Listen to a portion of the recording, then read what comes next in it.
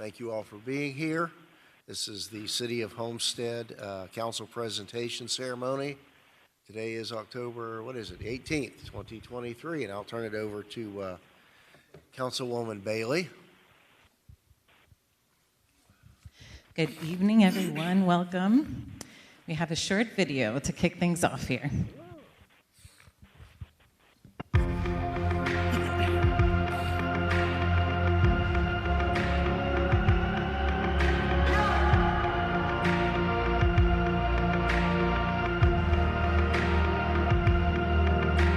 I'm checking my vital signs, drawing my battle lines, going to war again.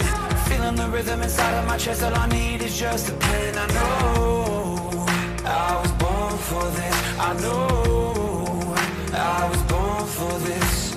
Don't care for the critics, my words are like physics, a force that they can't stop. They just don't get it, I think they forget I'm not done till I'm on top. I know I was born for this. I know I was born for this.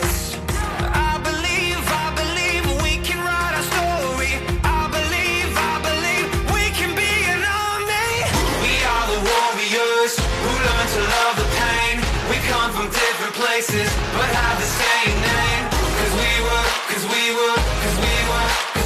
born for this. We were born for this. We are the broken ones who chose to spark a flame. Watch as our fire rages, our hearts are never tame. Cause we were born for this. We were born for this.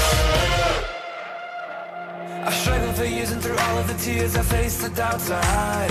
I never gave in to my fears deep within cause I heard my voice inside. I know I was born for this. I know I was born for this. I will never lose my voice if I cut out all the noise. I know I was born for this. I know I was born for this.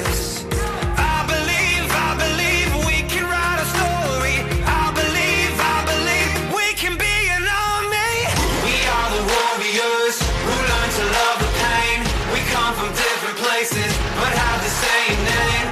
Cause we were born for this. We were born for this. We are the broken ones who chose to spark a flame. Watch as our fire rages, our hearts are never tame. Cause we were born for this. We were born for this.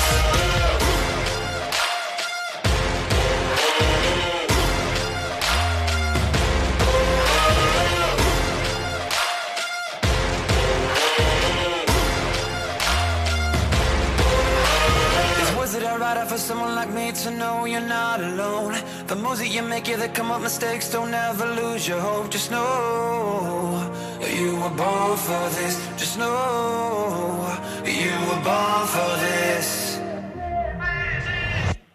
We are the warriors who learn to love the pain. We come from different places, but have the same name. Cause we were born for this. We were born for this.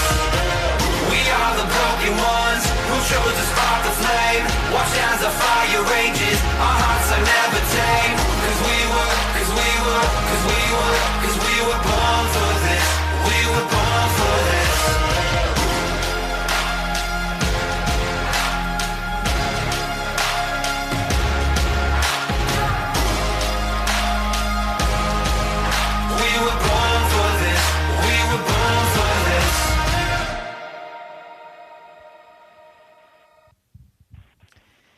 Ladies and gentlemen, it is my honor to welcome you to the City of Homestead's first annual Firefighter of the Year Awards. Chief Centeno, if you can please join me. As with all great crews, we know that there is always a great captain at the helm. So Chief Centeno, we want to thank you for your amazing leadership.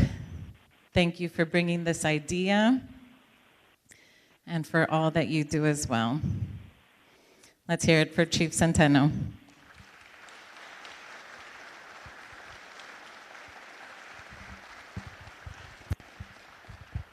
Thank you. I want to apologize, we got here a bit late. We are on duty today, and we serve the public, so we had to wrap up our jobs, and then we got here as soon as we could.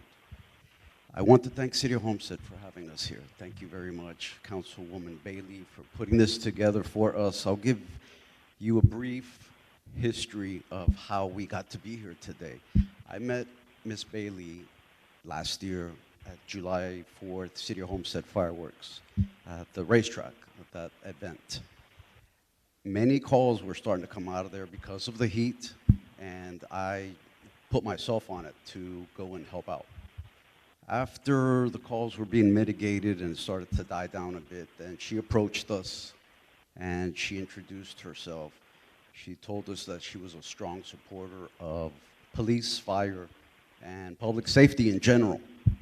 So that was amazing. She told us that Station 16 was part of her district, and then she asked, how can I help you do your job better? How can I help you do your job better? That was amazing.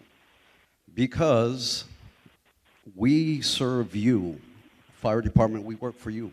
So in turn, when she offers that, it's really, she's helping the community by helping us do our job better. So we've conferenced, we've come up with initiatives, we've come up with ideas how to better serve the community. And we've come up with a few. The most recent one was the life jackets that were provided to Roby George Park. That was one, and here we are today with the first ever Firefighter of the Year award. Not only tonight, we're on duty, yes, Ms. Bailey understood that also, and she said, let me send some pizzas over to the station since I know that right now it's dinner time at the firehouse. So we thank you for feeding us also, Ms. Bailey, and thank you for putting this together for us.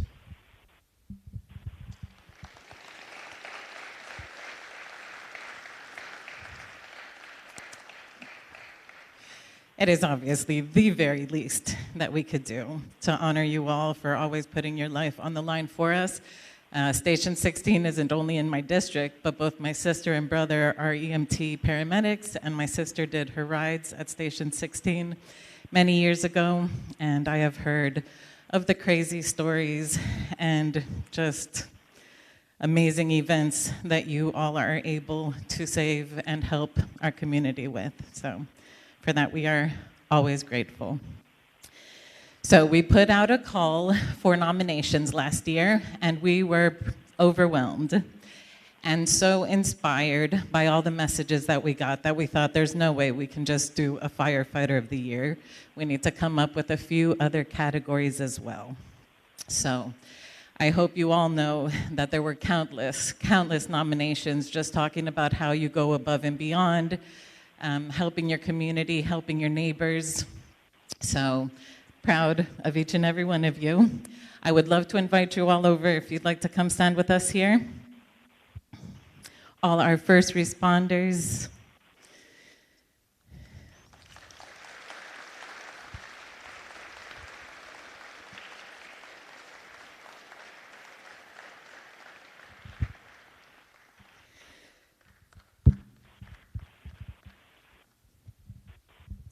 All right, so there was one firefighter that stood out.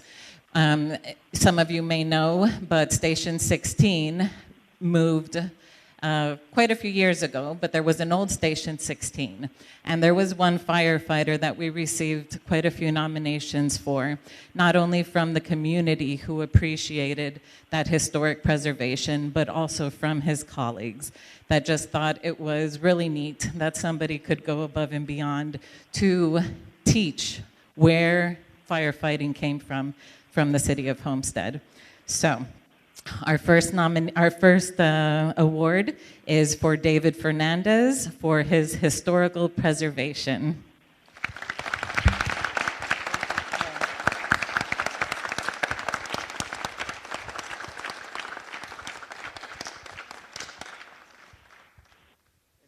You got them both? Congratulations. So the next one that we were very impressed with as well was our longest serving. He has served for over 25 years, and colleagues and the community alike had nothing but wonderful things to say. Always respectful, selfless, and there to help. Mr. Raymond Berry.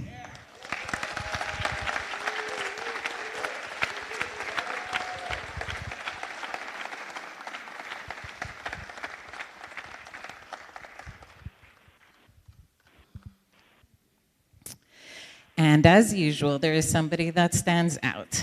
And this firefighter, along with the many stories of going above and beyond, there were quite a few touching stories about helping neighborhood children change bike tires. And one of the things that personally got me was encouraging the youth of his community to consider a career that helped people like he does. So our firefighter of the year is Donald Champion.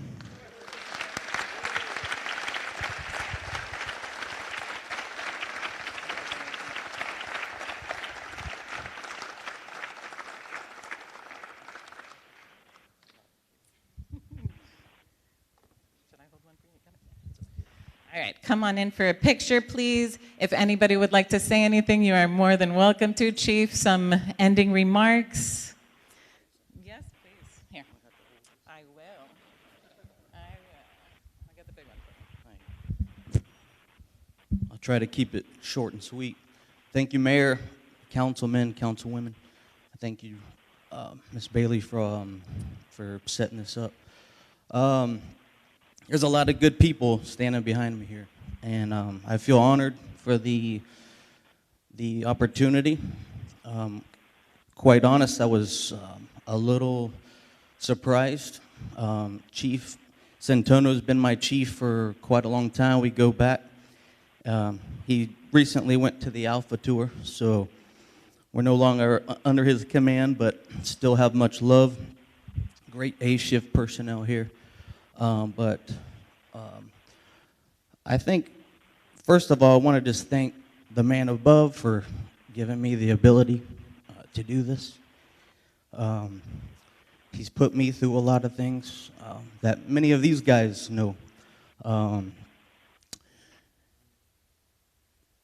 My family and friends, everybody's need a circle. Everybody needs a circle when they're down. During this job, it's a dangerous job. It's a stressful job. You bring many things to the job, your home life to it, and it makes it harder.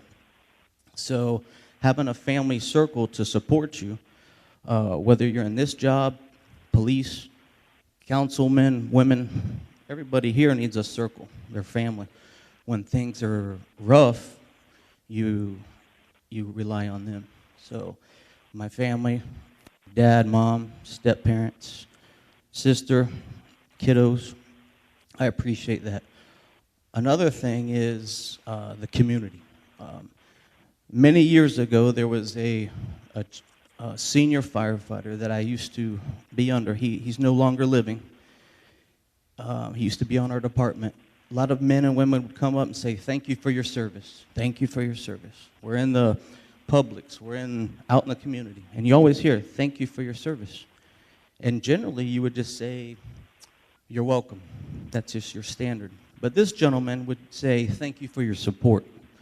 And from that day on, when I heard that, I really thought that was special, because if it wasn't for you guys, we wouldn't be here.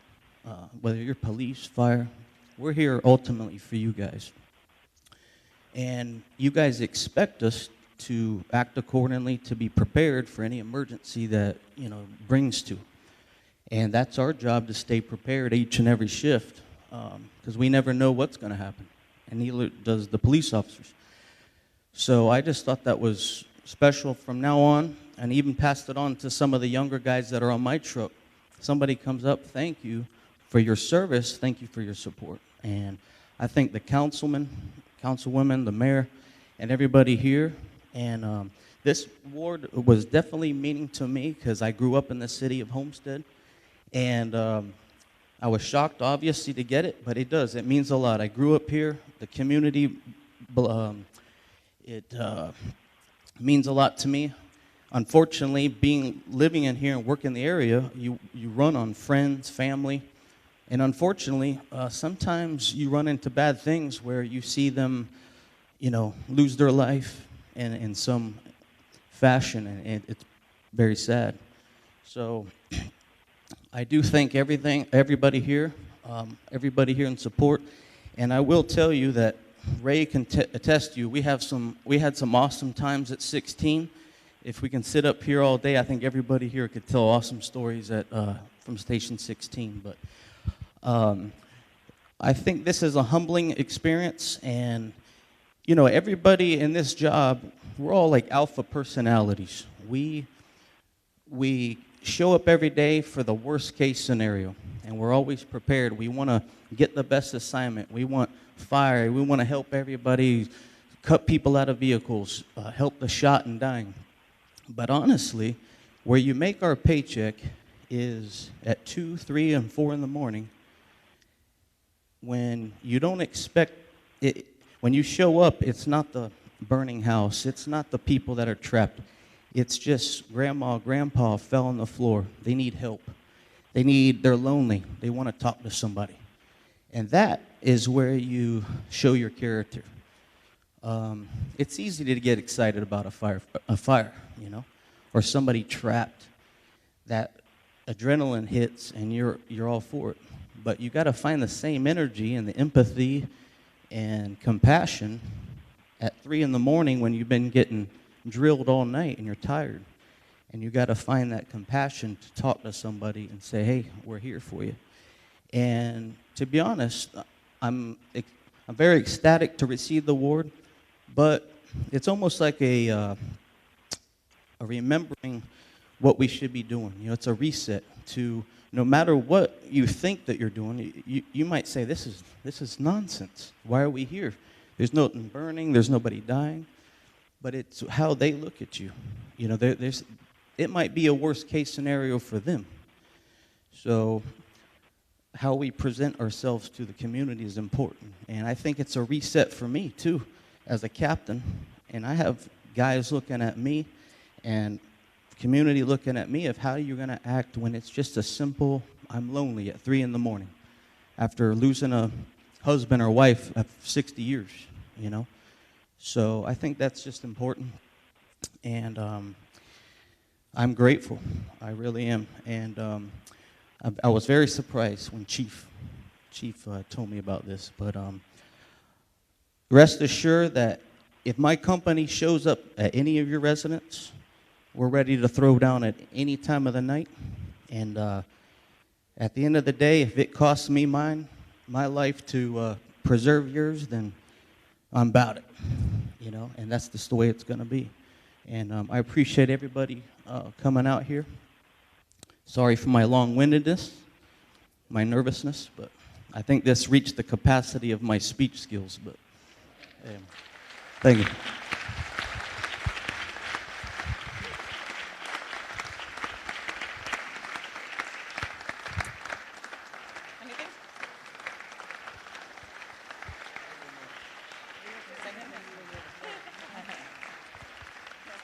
Closing remarks?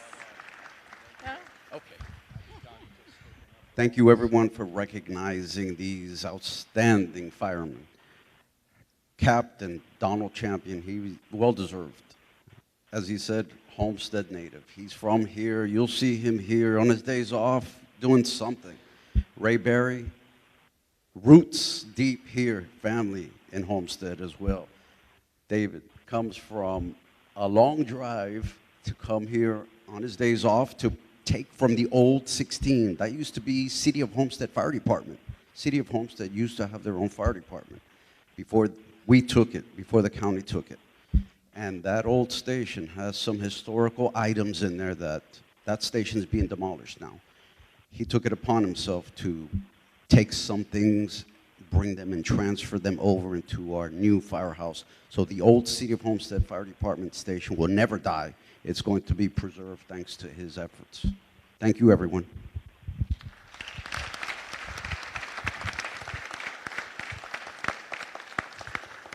Thank you again, and congratulations to you all.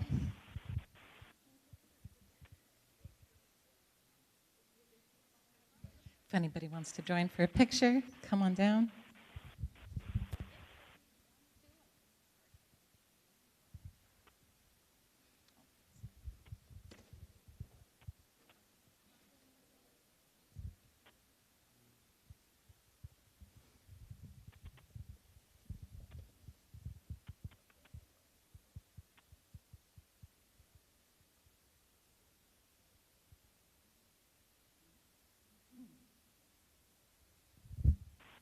Congratulations. Have a wonderful night. Enjoy your dinner.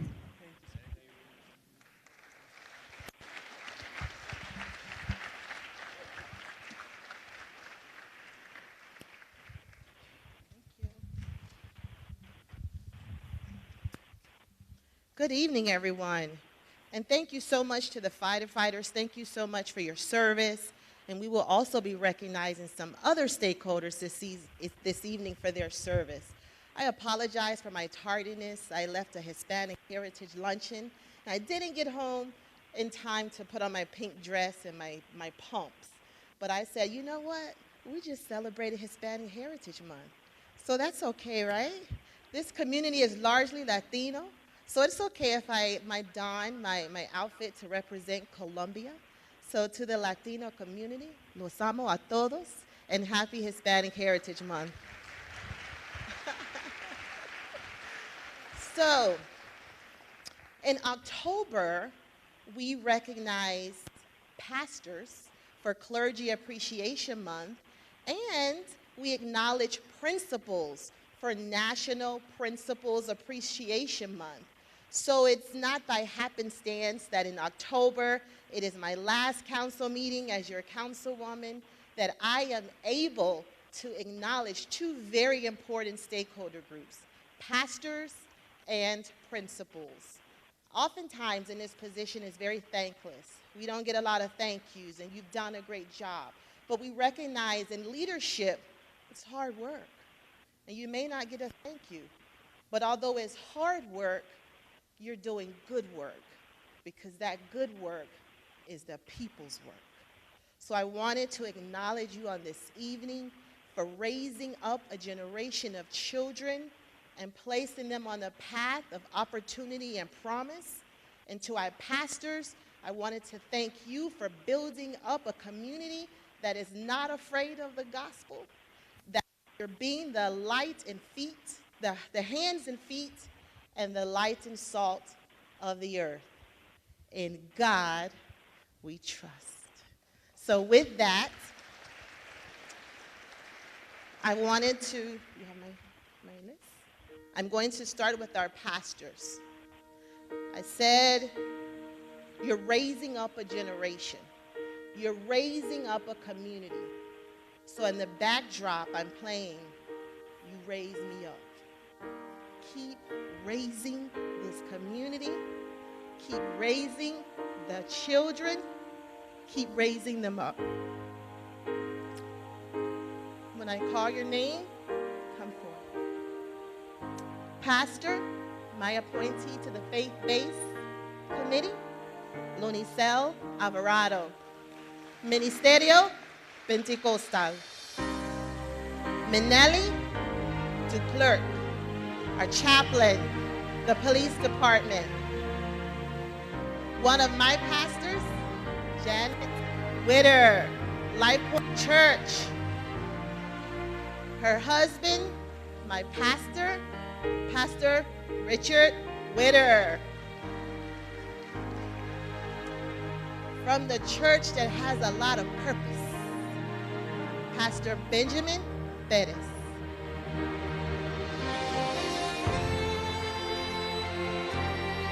From Greater New Mount Zion, Pastor Vincent Ambo. One of the oldest churches in Miami-Dade County, and definitely in Homestead, Pastor Michael Stiles. From St. Paul Missionary Baptist Church. Representing the Haitian community, we have two members of the clergy here. Deacon Alpha Fleurimon and Pastor Robles Charles. from Sacred Heart Church. From Homestead Assembly of the Body of Christ, Antoine Duyan and Pierre St. Louis. Another one of our chaplains in the city of Homestead, Jose Santiago.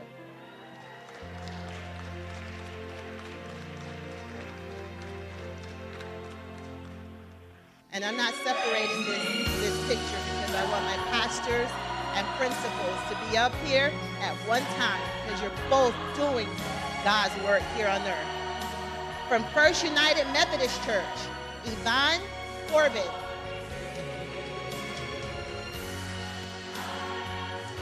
He used to be one of my parents. I taught his son when I was at Air Base Elementary. Pastor Reginald Joseph. Come on up.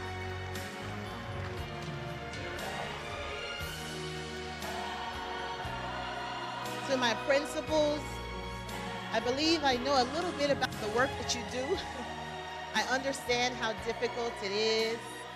And this is just a sampling of our principals, public, private, charter. No matter which entity you work for, you're doing the good work, doing the people's work. So my first principal, I've known her for a very long time, and I'm so inspired by the work that she's doing at Somerset Soho. She always brings her audience here. Ms. Lydia Morales. Thank you so much. Principal at Lord Saunders, Dr. Camilla Lily Johnson. Principal at Mass at Homestead, Jean Rochelle Lefranc. Come on up.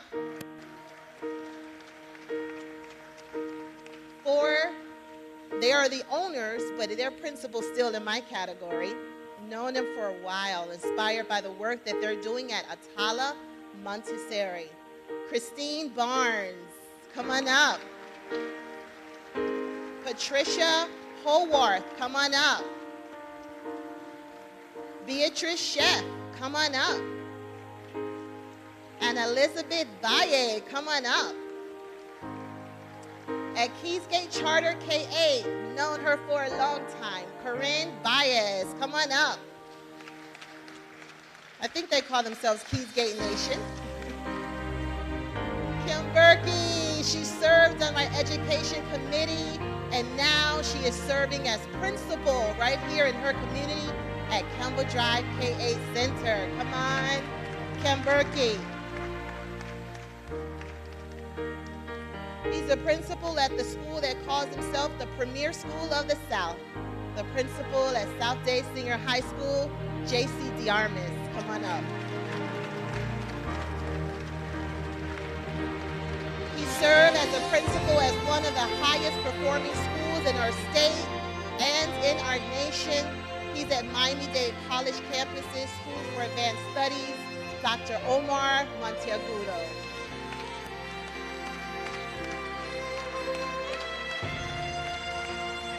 And this principal serves at my high school alma mater. He was my math coach when I was an assistant principal, driving all the way to Little River, Jesse J. McCrary Elementary. I believe I was his inspiration to move to Homestead because I just talked about how great our community was. And now not only is he leading at Homestead Senior High School, he lives here in Homestead. He is a homeowner here in Homestead over in the Keysgate community. My friend, I call him my baby genius, Mr. Sam Lewis.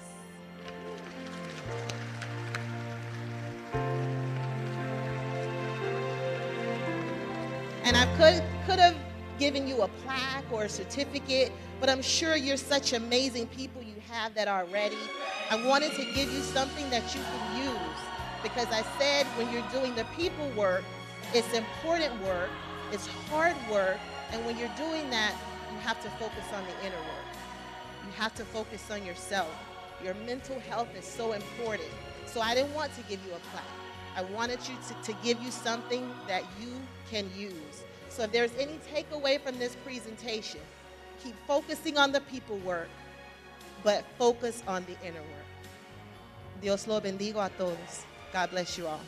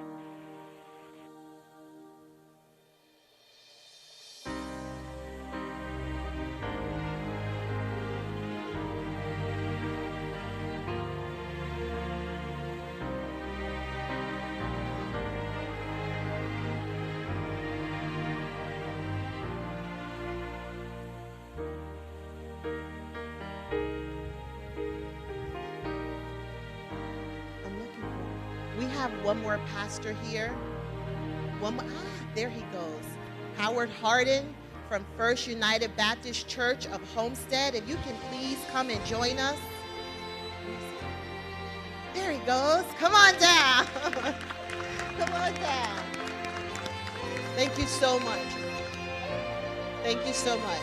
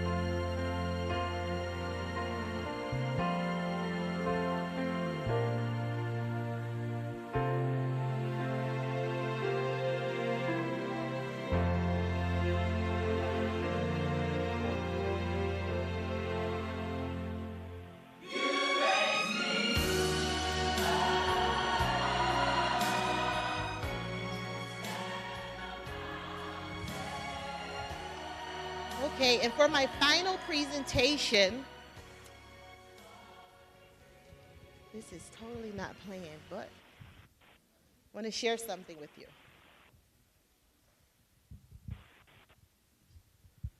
So I've served in this community since I've been 14 years old. I didn't have a title. I just had the inspiration to lead. And I got that inspiration from my mother. My mother had less than a high school education, but she has taught me more things that my 3 college degrees could have ever taught me. Do good, live righteously, and carry the torch. So what I have here, I carry this in my purse for the past 6 years. I carry big purses, so. It says Homestead Gardens. That's where I grew up. Presented to Barbara Brown, that's her maiden name, community leader, less than a high school education. An appreciation for your dedication to the community, 1994.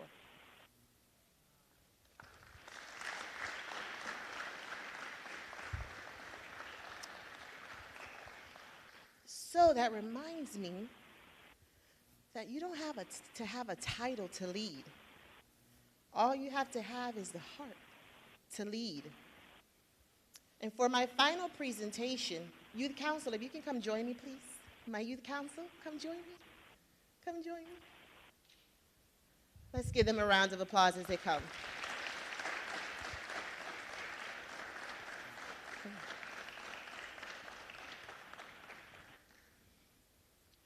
So for my final presentation, I really didn't want to just reflect on all the work that I've done, the initiatives that I proffered. I wanted to recognize the staff. Because although we are the face of this community, you are the heart of this community. You are putting in the work. And sometimes it's difficult. Sometimes you get knocked down and beat up a little bit. But when I was at Homestead Hospital, and when the chaplain told us about 4 to 8 hours, my mother gave me this. And she said, carry the torch. Carry the torch for your family.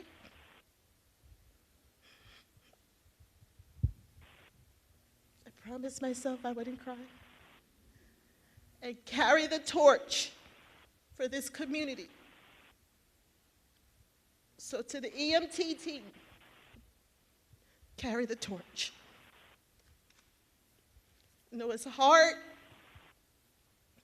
I know sometimes it's thankless, but you're putting in the work.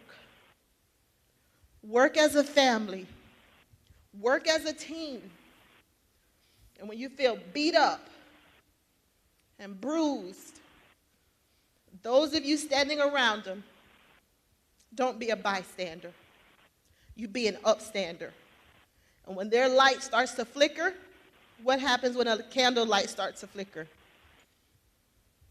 You help illuminate their flame. Carry the torch. I'm leaving as your councilwoman, but I'm still here. And I'll be carrying the torch because I don't have to have a title to lead. When I call your name, if you can please come up. Sibby, can you play You Raise Me Up? Our city manager, Jerry Estrada.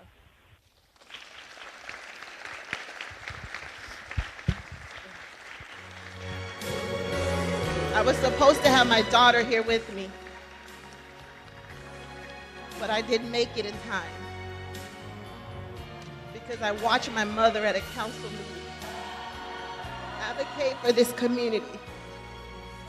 And what she was probably doing was sowing seeds and laying the foundation for me to lead. And I didn't know it then, but I know it now.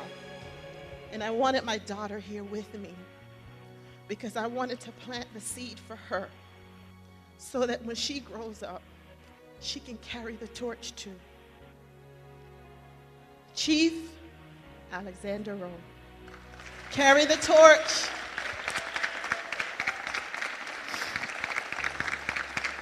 Carry the torch.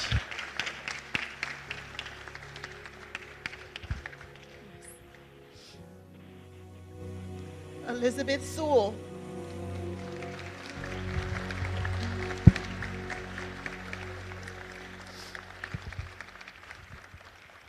Elizabeth Sewell knows my mother. She knows the woman my mother was. Chief, you know my mother. Kamitra Driver. Carry the torch, Kamitra. She did. Carry the torch.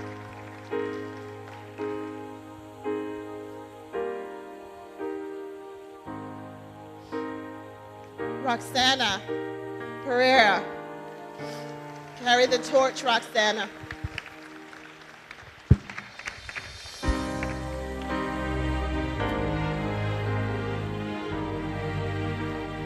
Goodbyes are always so hard. Wendy, HR. Wendy. Carry the torch.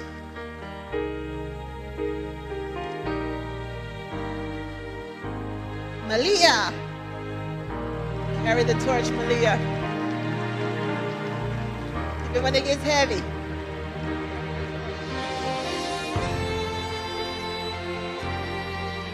Danielle. Carry the torch.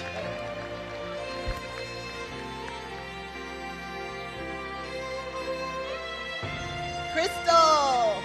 Solid waste. No, it gets hard over there. Carry the torch, Crystal.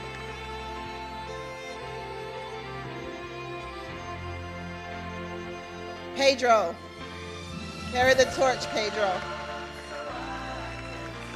I know sometimes we put a lot of pressure on you for parts, but you're the man for the job, Pedro.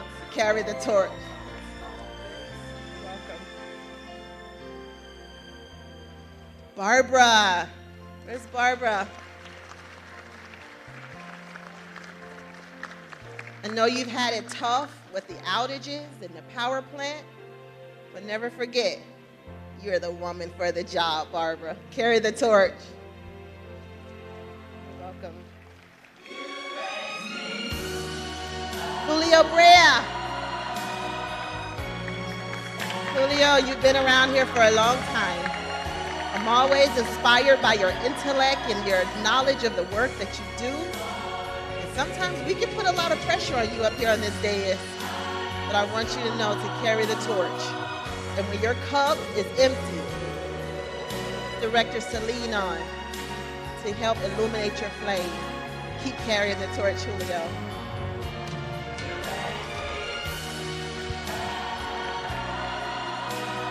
Would you stand and give a round of applause to these amazing individuals? Every project, every idea, every suggestion.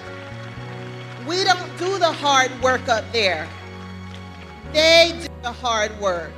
And for my final presentation, I wanted to thank you for helping me these past 12 years with all of my ideas and all of my suggestions and the tough conversations we've had. And we've had some, right? Yes or yes? We've had some, but it was always in love. Always in love. And I want you to know that I would have walked through a wall for every one of you because I believe in you. I believe in the work that you do. Keep carrying the torch.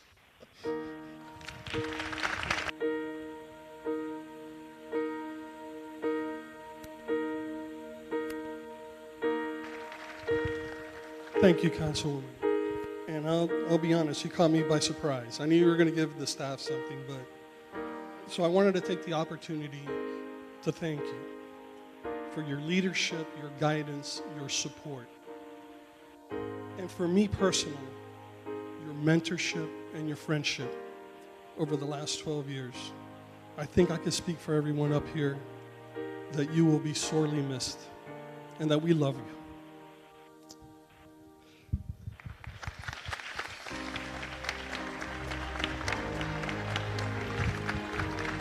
Now you got me emotional.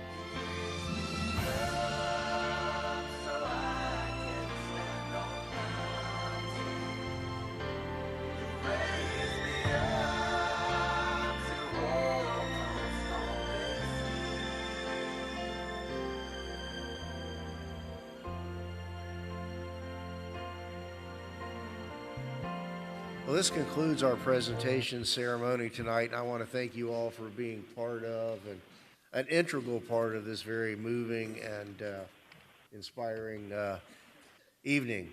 As soon as the clerk's ready, we will move into the Community Redevelopment Agency meeting. Okay, good evening, everyone, and welcome. I'd like to call the City of Homestead Community Redevelopment Agency Board meeting to order.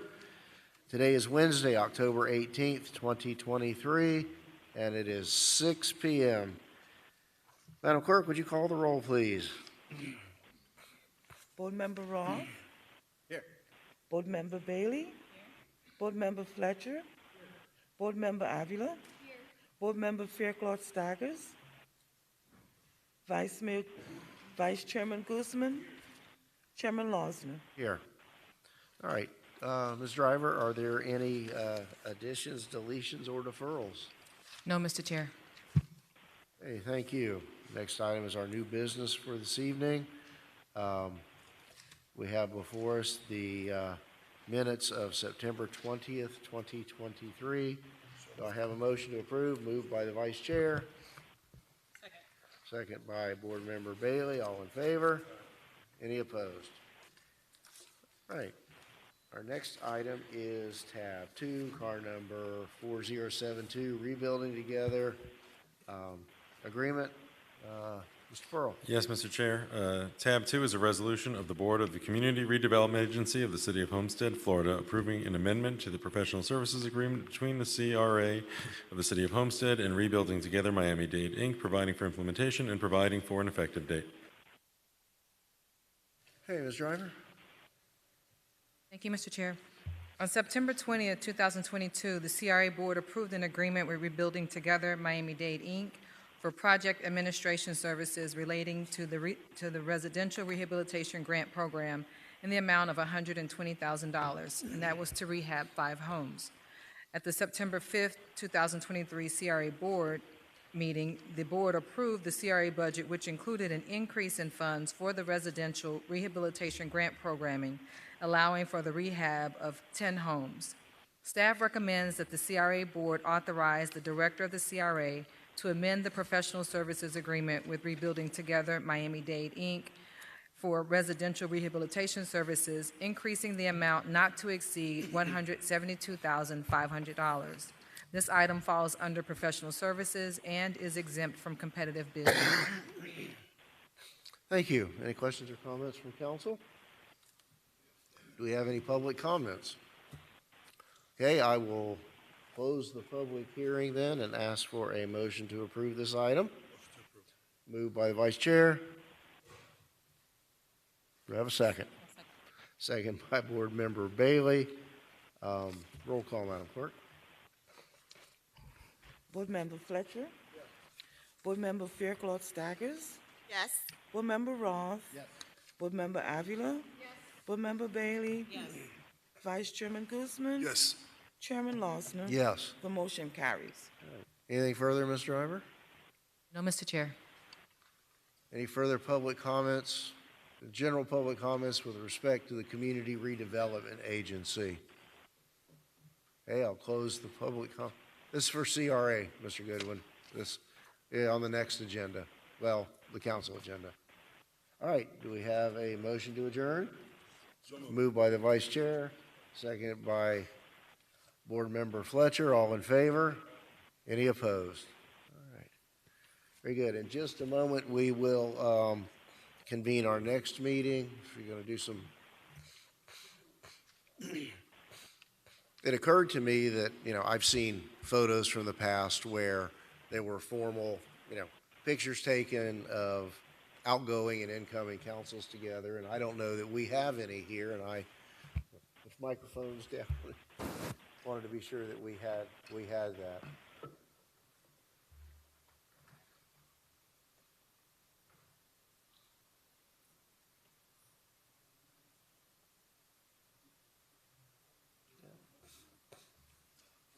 A real camera.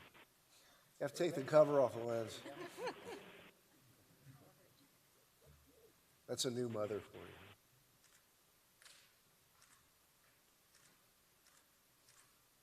Thank you.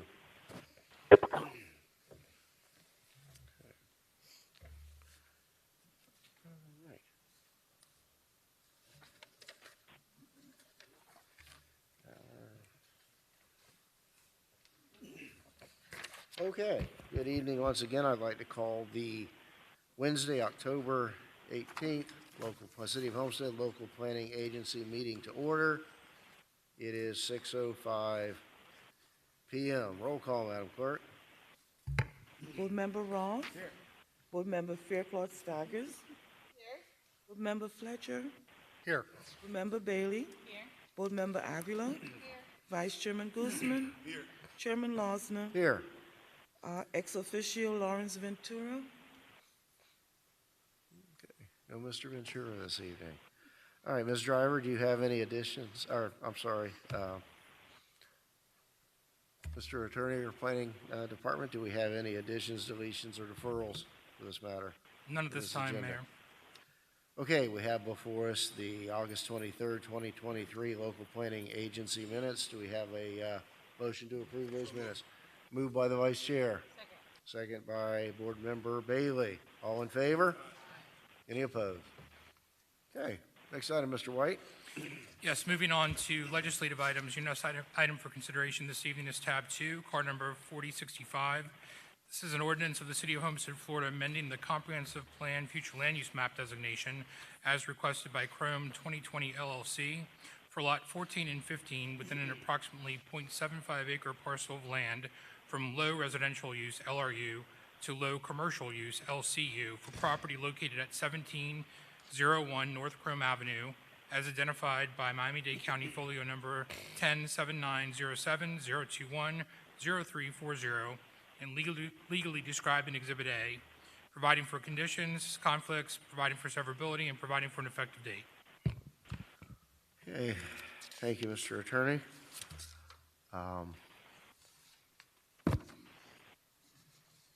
So, planning. Ms. Lopez? I think we need to do the swearing in. Oh, yes. Mr. White, or Madam Clerk? This is legislative, so Okay. we don't have Sorry, I to. apologize. No disclosure, It's on no, the agenda. okay. During the December 6, 2022 City Council meeting, the Development Services Department was directed to identify and map properties along the Chrome Corridor with inconsistent future land use map designations and zoning designations. The scope of the inquiry was limited to properties within one block on either side of Chrome Avenue, from Northwest 4th Street to the northern city limits, and that is referred to as the study area. City identified 41 properties within this area containing inconsistent flume and/or zoning designations. This resulted in the development of the Chrome Avenue Corridor Incentive Program, which the city directed staff to allocate American Rescue Plan Act, or ARPA funding, to subsidize the costs incurred by 41 property owners in connection with the program's rezoning and/or land use map designations. The property located at 1701 North Chrome Avenue, subject of this application, has requested to avail themselves to the program. The applicant is seeking a future land use map amendment for the eastern portion of the property encompassing lots 15 and 14. The future land use map amendment aims to change the land use designation from low residential use to light commercial use, thereby achieving conformance between zoning and flume designations.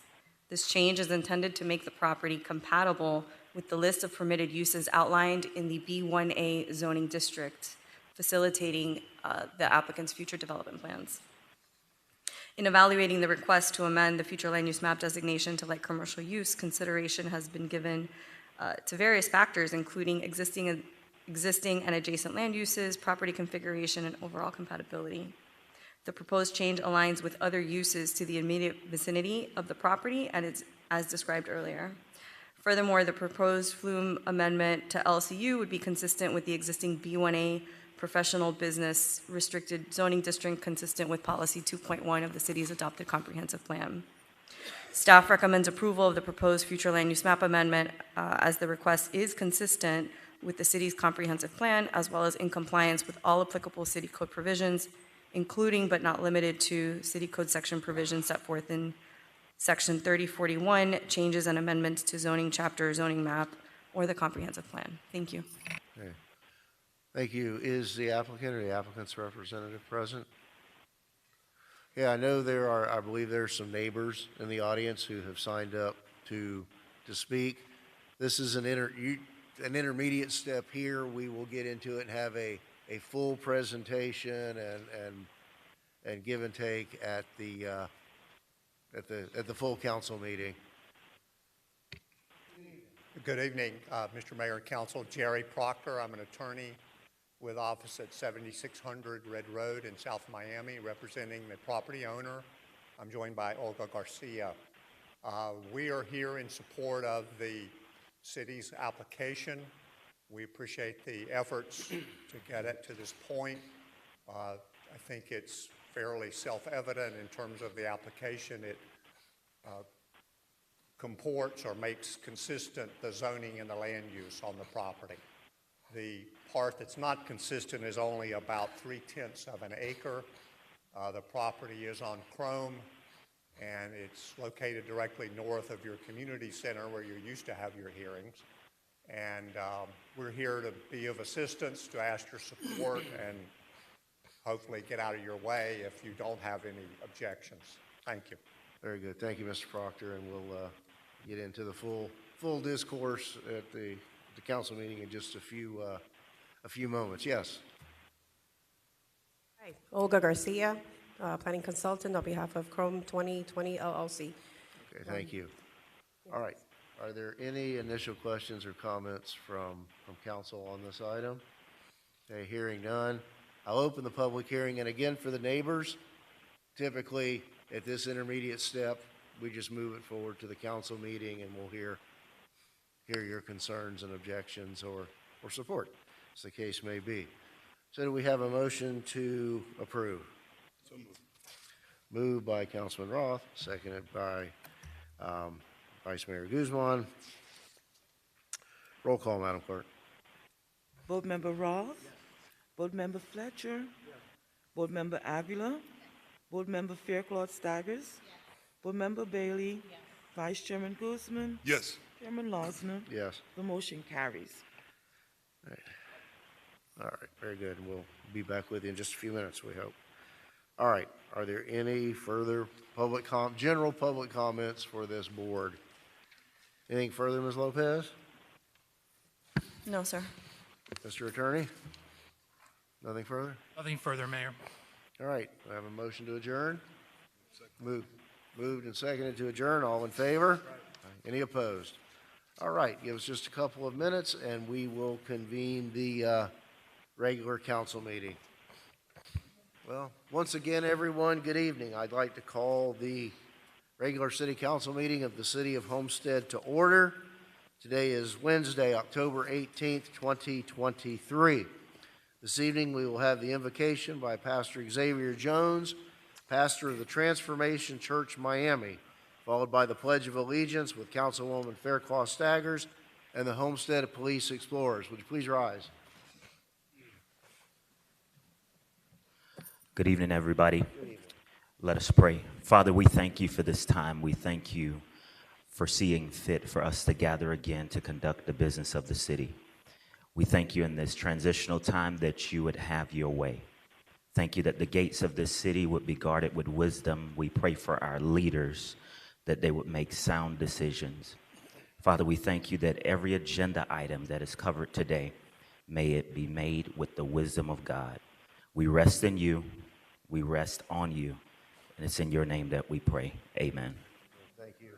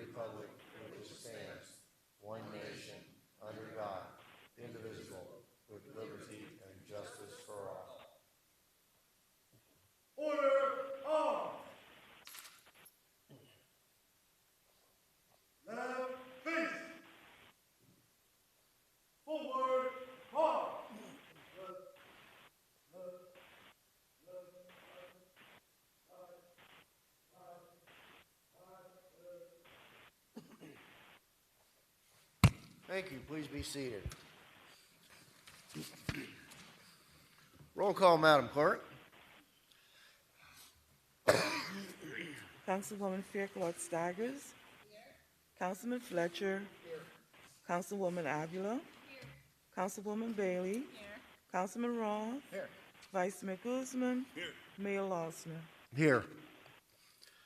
Very good. I'll now open the floor for public comments, and for those who are here for a specific land use item, you'll have your opportunity when we hear that item. This not at this point. So let me first go to those who otherwise signed in. Mr. Goodwin, can we get Mr. Goodwin a microphone?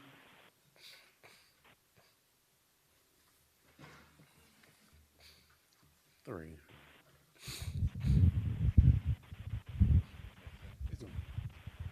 We got you on the 3-minute timer, Mr. Goodwin. Please keep it within the parameters. My goodness. Well, first of all, I'm glad to be here and see your presentations. The other part, I'm extremely amazed that I'm number one instead of the absolute last.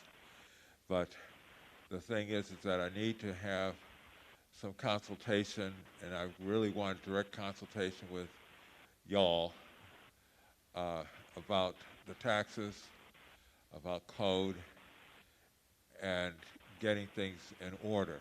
And especially, I appreciate with your approving of the CRA, because I was just there before we got here. And they gave me the paperwork and everything else. I just want to let you know that I'm probably older than everybody else here. I'm 77 years old, working on age 78. And I've been dealing with physical problems. I've been dealing with the witch, Mother Nature, and the weather. And I've been suffering from dehydration and using all my tricks. The doctors don't know anything. And it's really been something else, and I need some assistance, and I have no help. I don't have any family here at all, or significant other. And the only people I get help from are some complete strangers, okay? And people that you wouldn't expect to give me help, but they do it just because, I don't know, I guess because I'm old and ugly. But at any rate, I really and truly want to have this conference with you and not the conference with everybody else. I need some help. And I want to live here in Homestead as opposed to living anyplace else. I've been here for quite a while, and I've suffered quite a bit with Homestead, but I've managed to keep a smile on my face and moving forward. And that's basically it. And and it goes beyond calling and no one responding to the phone. And I've been in situations even with code, call the number, call it, nobody calling. Occasionally I'll answer, but I need some assistance, and I need some assistance from the top, and that's y'all. That's it. Thank you. I guess, Mr. Manager, just so that we're all on the same page, if, privately, you or your staff could brief us on the big picture with Mr. Goodwin. Absolutely. SOS has offered help. We've been working with the agencies for the customer service, and the last time we checked, Mr. Goodwin has a credit on his account, so he doesn't have to pay that. Part of the issue is the taxes. He doesn't think or feel that he should pay them. That's out of our hands, but definitely we keep working with him, trying to assist him every way that we can. Very good. Thank you. Mr. Goodwin, did you hear the manager's comments?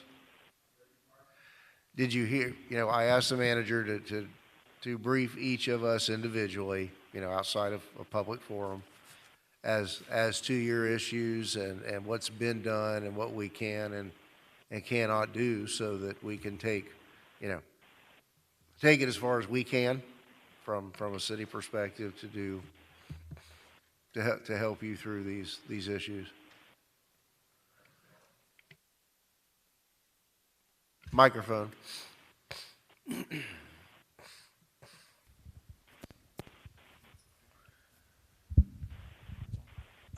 Yes, as I said before, I would really like to have a personal conversation.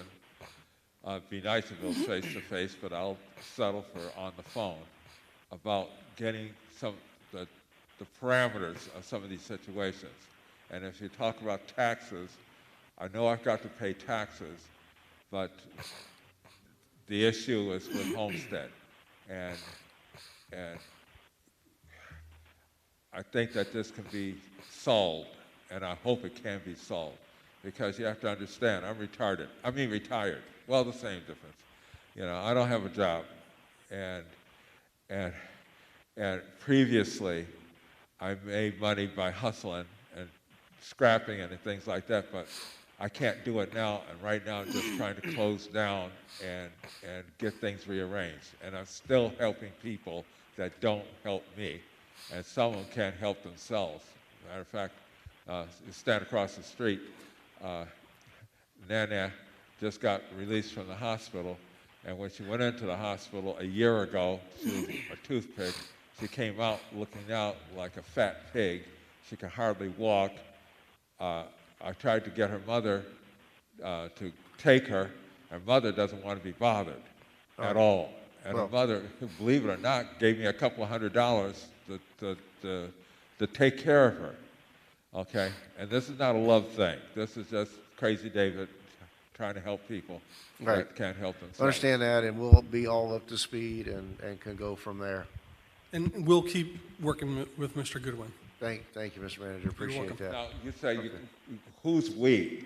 Vivian Minash, the Assistant City Manager. The lady, the blonde-haired lady that calls you almost every week. I haven't heard from her. We'll keep helping him, man. Sure, thank you. All right, any further public comments? Ms. Sorrentino, come on down.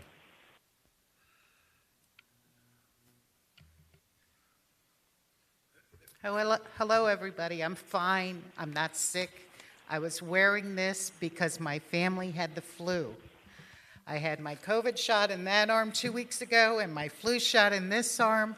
I was able to take care of my daughter and 2 kids, and they're fine.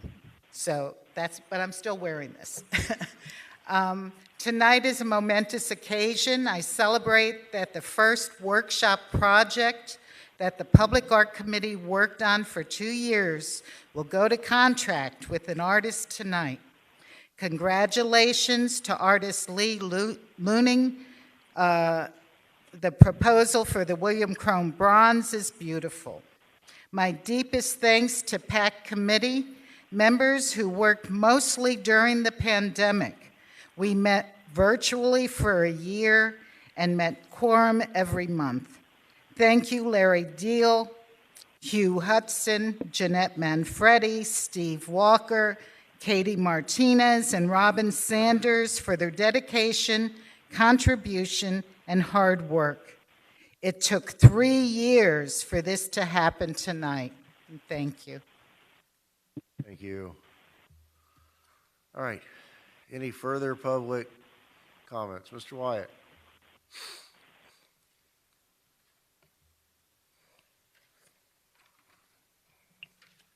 Good evening, Mayor and Council. I'm sure most of you know who I am, but for the record, my name is James Wyatt. I live at 434 Northwest 20th Street. I find it disturbing to see what's become of our beautiful city. And I have long stood against overdevelopment and have attended countless meetings regarding it. To be frank, our infrastructure is in shambles from years of neglect, and cannot pace with our exploding population. As for an example, we have less electrical linemen today than we did 15 years ago. As well as our law enforcement officers, we need more. Yet, our population has more than tripled. Certainly, no one needs to be reminded about the ever-increasing commute time we all face. For this reason, I threw my hat in the ring to run for seat 1 of the Northwest. If elected, I'll work with the council to enact a residential building moratorium. I will vote against any zoning changes that increase housing density, and I'll fight to preserve what little green space we have left. In closing, I'd like our council and residents to know that I will put their needs first above the interests of well-moneyed developers. Thank you for your time, and look forward to talking later. Thank you, Mr. White. Thank you. Mr. Bass, were you going to bring your item forward at this point?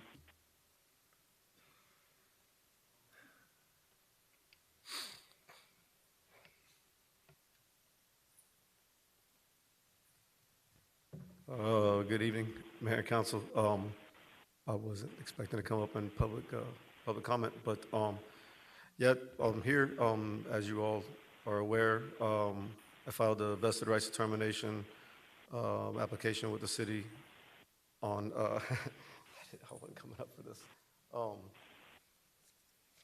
Mayor? Yes. I could.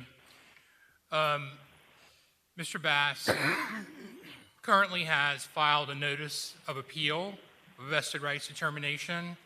That, pursuant to your code, will be coming before you all for consideration next month. It's a quasi-judicial agenda with evidence for you all to look at. So I know that you all received a letter from Mr. Bass today, which is an addendum, if you will, of material that he already submitted, and we'll add that to the application materials for consideration. But I just want to be very cautious about having any discussion, given that it's a pending quasi-judicial item that's going to be before you next month. All right, very good. Well, and in that regard, though, for me, I don't know about the rest of you, it would be beneficial to have some briefing from the city as to our perspective in response to the allegations of delay made in Mr. Bass's correspondence. And Mr. Mayor, I already spoke to Jerry, and this will be included in your one-on-ones in anticipation of next month's meeting. Let me just state for the record that I wouldn't be here tonight, and I wouldn't be bringing this forward to you. I asked those questions. I asked if it was quasi-judicial. I asked everything that is documented is there. I questioned all of that stuff, and I never got a response on that. So I don't know if it was by design for me to like show up here, ask questions, look like a fool. You know, maybe that's fine, but a little bit of communication from their side and just a response to my questions and my emails, because I specifically asked if it was quasi-judicial, and or if it was just an appeal. I didn't. I got it. Thank you. See you next month.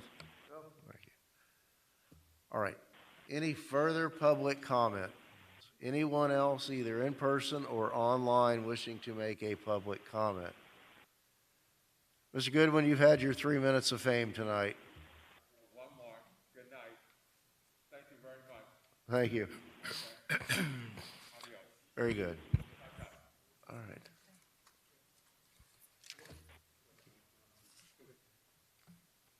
And I'll do my best to accommodate and to work with the contracts that I have with these properties and everything like that to extend time. If I can't do that, the delays that were caused by whomever, I guess we'll get to that. And I just pulled the appeal. And since we're having this, where's my application for the commercial rezoning? I'm sorry? My application for the rezoning of the 10 acres to B1? Your application is pending in development services. You have competing applications. In one respect, you're seeking a vested right for residential zoning, and then you have an application which is contrary to that, which is requesting a commercial zoning. Mm-hmm. So staff is going to be processing it, but whatever happens with the vested rights determination is going to guide what you're going to do with your application with respect to rezoning. And I asked that question too, and I never got a response to that. Because, you know, because it's TMU, so it's non-conforming as R3, you know, was it going to make it conforming and have the R3 if the vested rights were granted and have the ability to do the residential with the commercial, so that so the zoning wasn't in conflict with the land use, and then that the vested rights would just be, you know, on that property, attached to that property. I just never got any answers. All those questions I asked, and I never got any answers for all of them. And if this delay holds anything up further than, you know, and if I can't get the extensions and everything like that due to this delay, then I'm going to drop the vested rights determination. I'll move forward with the B1, and I have other users, and I'll be coming up. Oh, actually, I don't have to come back for the site plan for the live local. So I was putting my best foot forward, trying hard to get this thing pushed through timely and everything like that. It hasn't happened. That's why I was pushing so hard to have this heard tonight, because I'm out of time with this whole deal. It's been going on pending. Some communication from that side over there, just asking, answering my questions, would have gone a long way. So I'm stuck here tonight. If it comes back and it's not what the city wants, or, you know, what I want, or what, you know, it's not going to be the will of the council, and it's out of everybody's hands, then, you know, I don't know what to say. All right. But anyway, thanks for your time. Thank you, Mr. Brass. All right. Any further public comment? All right, I will close the public comment section of the agenda. Yeah, well, when we get to your hearing, the one that you're here for. It'll be just a few minutes. All right. Mr. Manager, do we have any additions, deletions, or deferrals? No, Mayor. All right. Very good. We have the consent agenda before us. Unfortunately, I had to depart the meeting, and I'd like to pull tab 3 under the consent agenda for at least some comments or discussion. But with the exclusion of tab 3, do I have a motion to approve the consent agenda? Moved by the Vice Mayor, seconded by Councilwoman Bailey. All in favor on the consent agenda with the exception of tab 3, the exterior lighting. All right, aye, okay. Any opposed? So it's my understanding that phase 1, the exterior lighting that lights up the second floor exterior of the building, over a period of time has all been repaired and is currently functioning. And my concern is that really a priority or the best expenditure of nearly $400,000 to have a system that changes the colors of the lights on this building? When I look at so many other needs in our Parks Capital projects, that could repair a few intersections that are like washboards, and I have to question the priority and the propriety of spending $400,000 just so we can change the colors of the lights on the exterior of the building. And I understand that at some point in the future, they'll fail again and we'll have to have some ongoing repairs. But I have real concerns about just the message that sends, and I can't support that project on the exterior lighting on tab 3.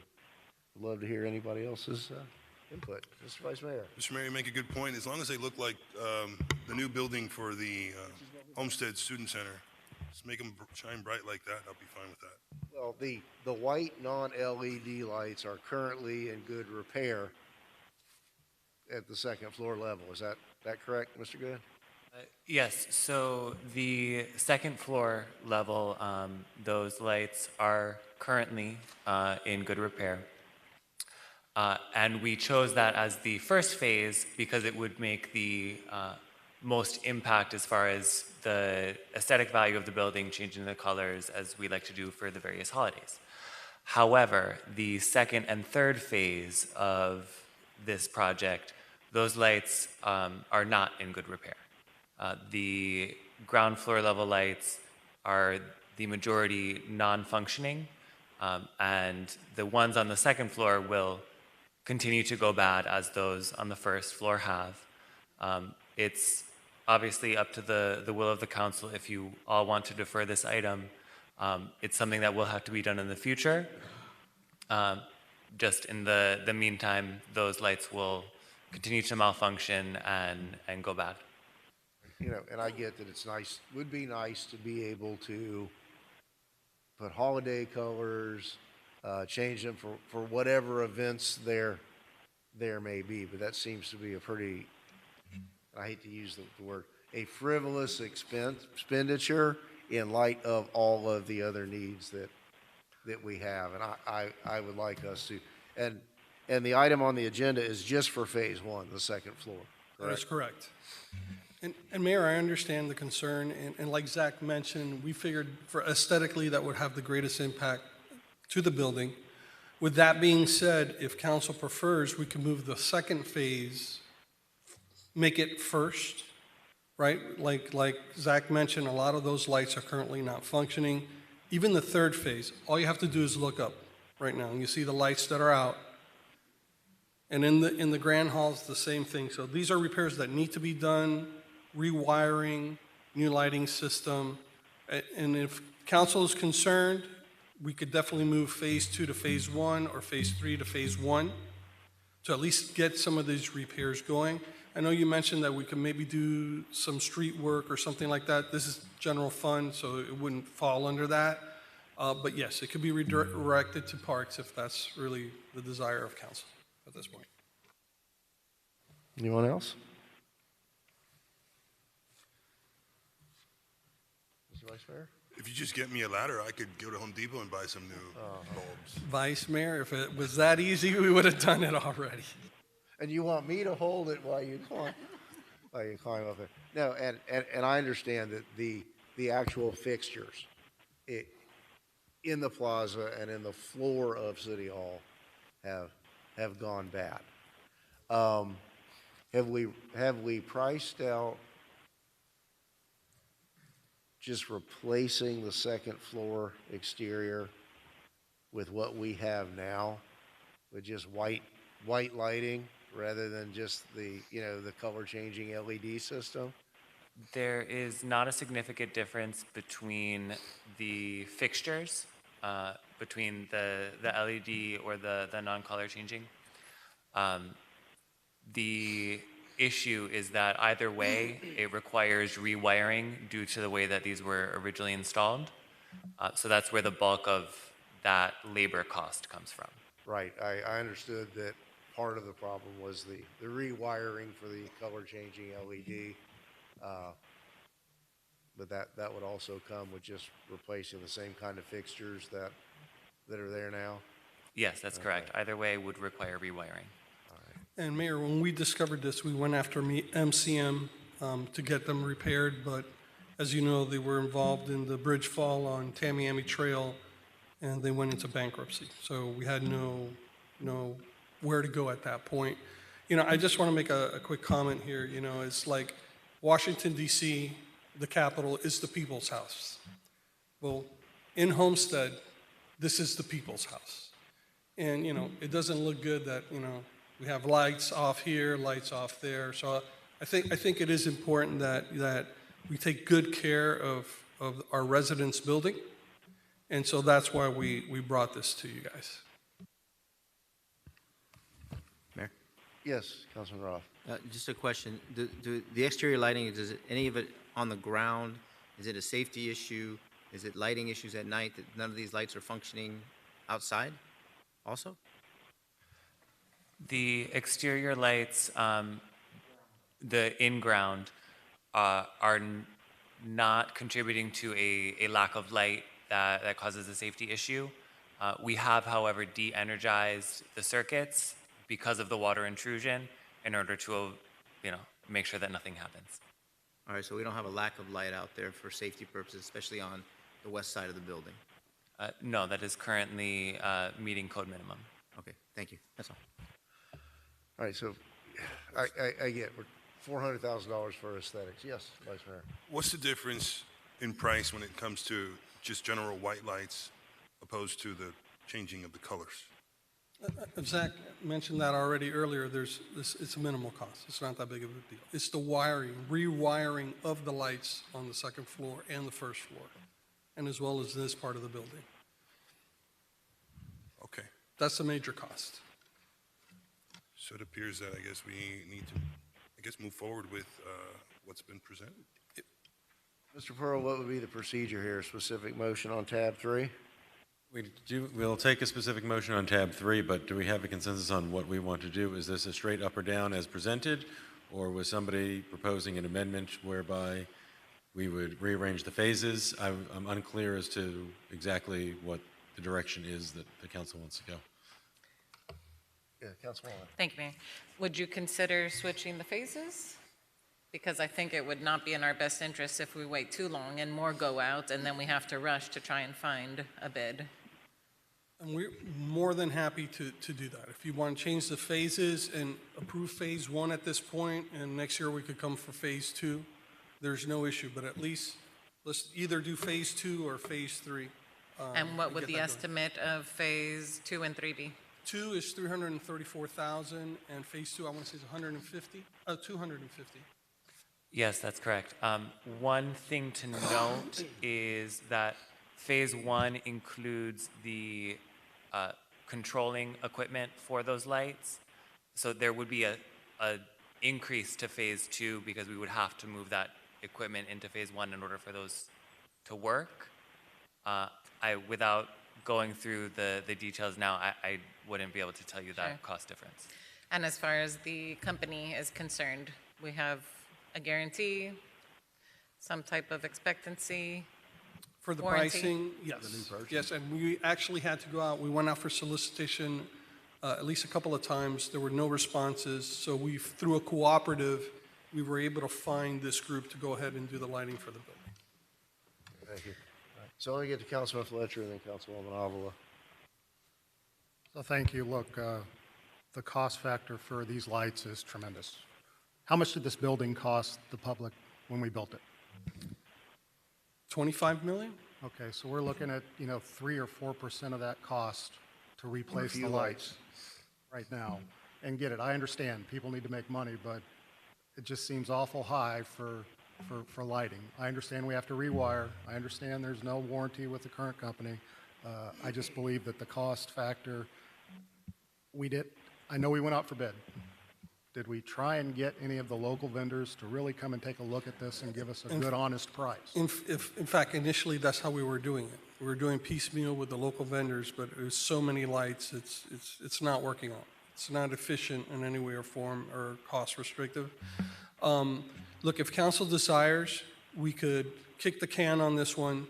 We'll go back to the vendor, take a look at phase 3, which is the 250,000, and find out by adding the control room or equipment what that cost would be, and we could bring it to you guys, bring it to council next month, if you like. I think that would be beneficial. I think we need to get a per light cost that would help us make the decision a lot easier. Absolutely. I mean, it's not an It's emergency. going to have to be done at some point in time, but let's nail down these costs now and see what it's going to be and see if we can get some local people involved. Absolutely. We want to make sure the council is comfortable with this.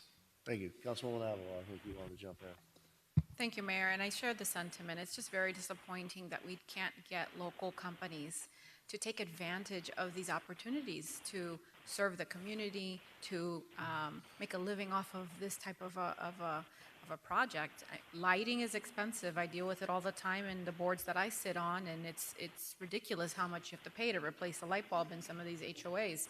So I'm not surprised at how high the price is, but I am very disappointed that we can't award this contract to a local vendor. So if there's an opportunity to really push the social media marketing on getting this out to businesses, whether it's between now and next month, I'd appreciate the extra effort. And I know that the team has done what they can, and we are in compliance, and you did your first initial outreaches, but for something like this, I really want to be hopeful that we can catch a good one. Absolutely, Councilwoman. And just a reminder to all of council, whenever we do a bid, all local vendors are notified.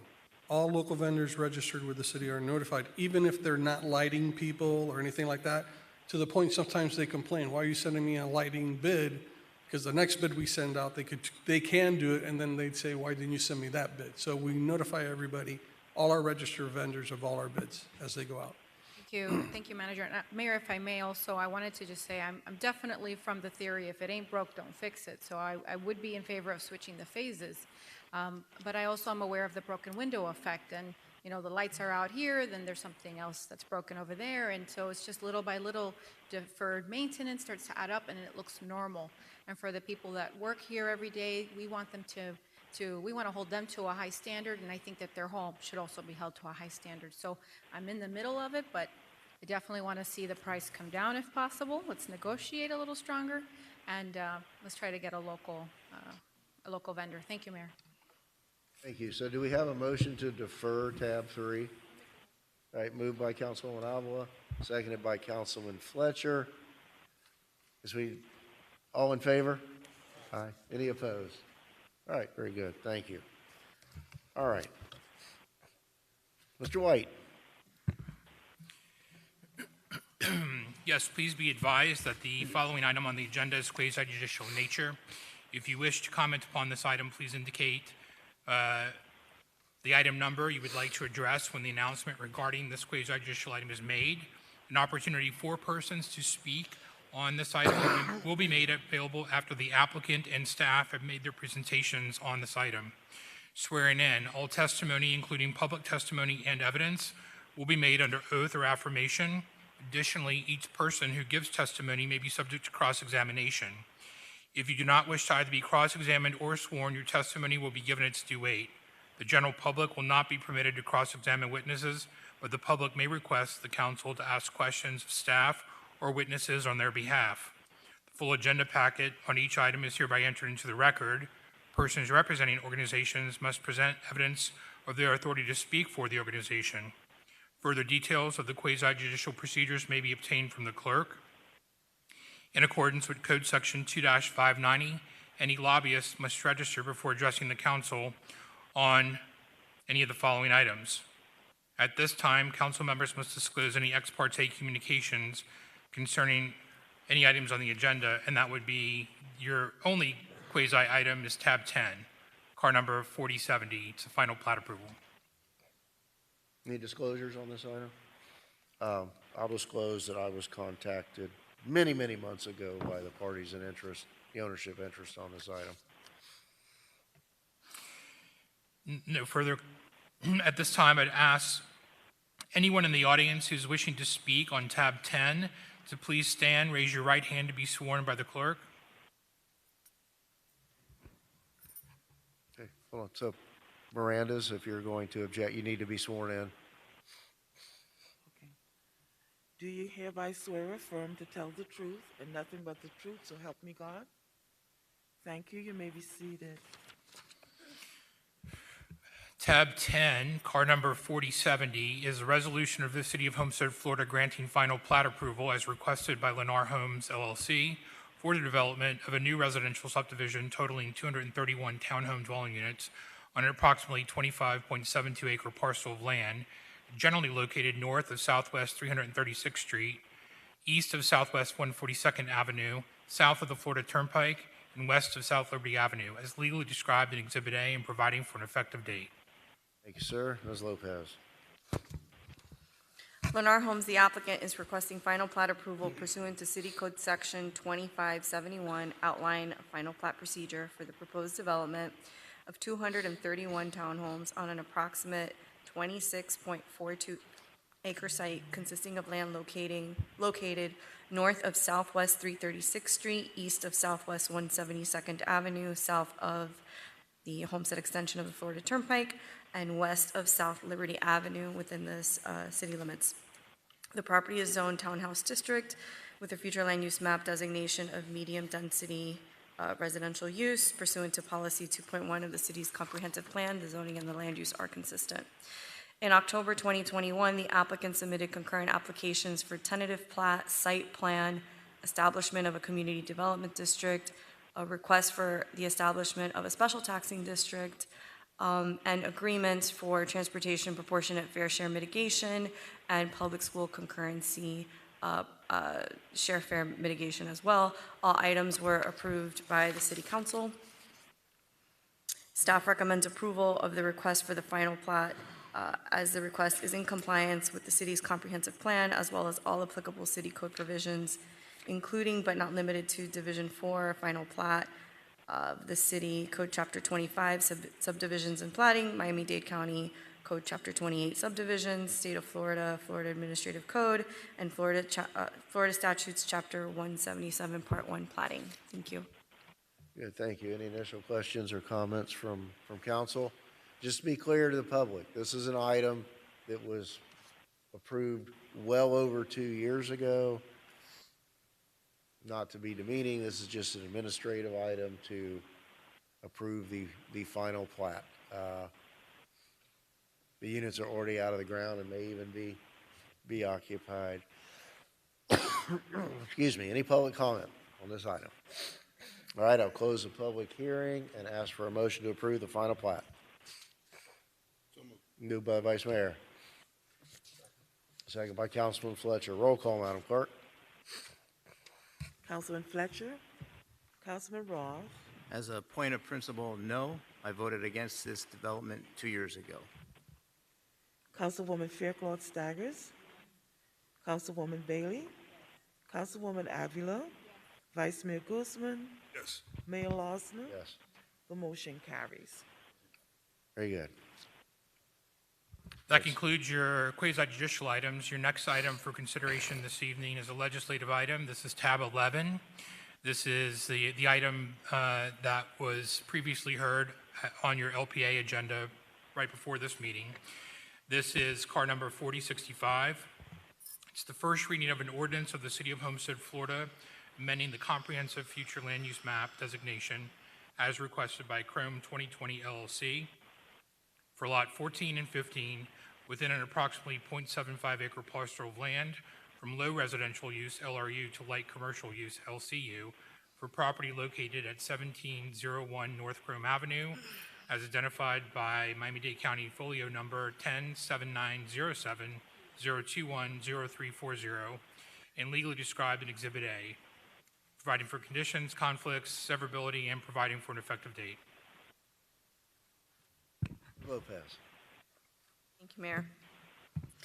At the December 6, 2022 City Council meeting, the Development Services Department was directed to identify and map properties along Chrome Avenue with inconsistent future land use map and zoning designations. The scope of this inquiry was limited to properties within one block on either side of Chrome Avenue from Northwest 4th Street to the northern city limits, referred to as the study area. The city identified 41 properties within this area containing inconsistent land use and zoning designations.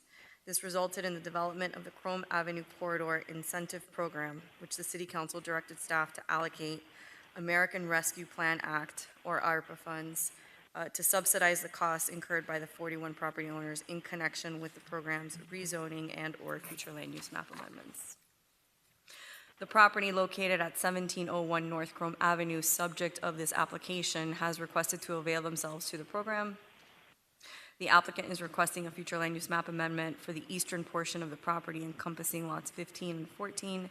This future land use map amendment aims to change the land use designation from low-density residential use to light commercial use, thereby achieving conformance between the zoning and the future land use map designation. This change is intended to make the property compatible with the list of permitted uses outlined in the B1A zoning district, facilitating future development plans. In evaluating the request to amend the future land use map designation to light commercial use, consideration has been given to various factors, including the existing adjacent land uses, property configuration, and overall compatibility. The proposed change aligns with other uses to the immediate vicinity of the property, as described earlier. Furthermore, the proposed FUM amendment to light commercial use would be consistent with the existing B1A professional business restricted zoning district, consistent with policy 2.1 of the city's adopted comprehensive plan. Staff recommends approval of the proposed future land use map amendment as the request is consistent with the city's comprehensive plan, as well as in compliance with all applicable city code provisions, including but not limited to city code provisions set forth in section 3041, changes and amendments to zoning chapter, zoning map, or the comprehensive plan. Thank you. Thank you. Mr. Proctor?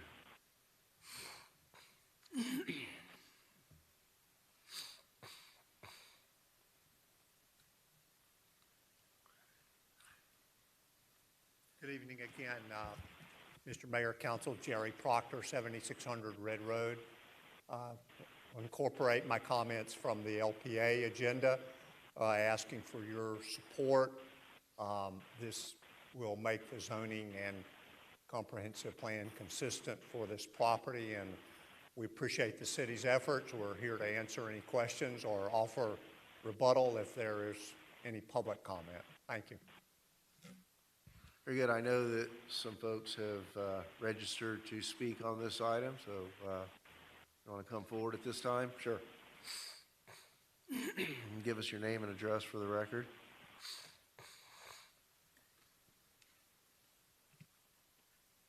My name is Yvette Miranda. Am I speaking too loud? I'm not good at this. 43 Northeast 17th Street. I was confused by the notice I got, and I was here about 6 or 7 years ago when this property, the owner tried to change the zoning to something from professional to something more like retail, and I just wanted to show up tonight and just say that we're totally against it. I speak to my neighbors. We don't want all that, and I don't think I got from what you guys were talking about earlier over here that that's what this is about. But I want it to be on the record, since I spent the last 2 hours here, that we don't want any retail or anything like that, significant changes to this lot. And just to clarify, and I'll ask the attorneys or the planning department to jump in and correct me. The property that abuts your property is already zoned B1A, professional office.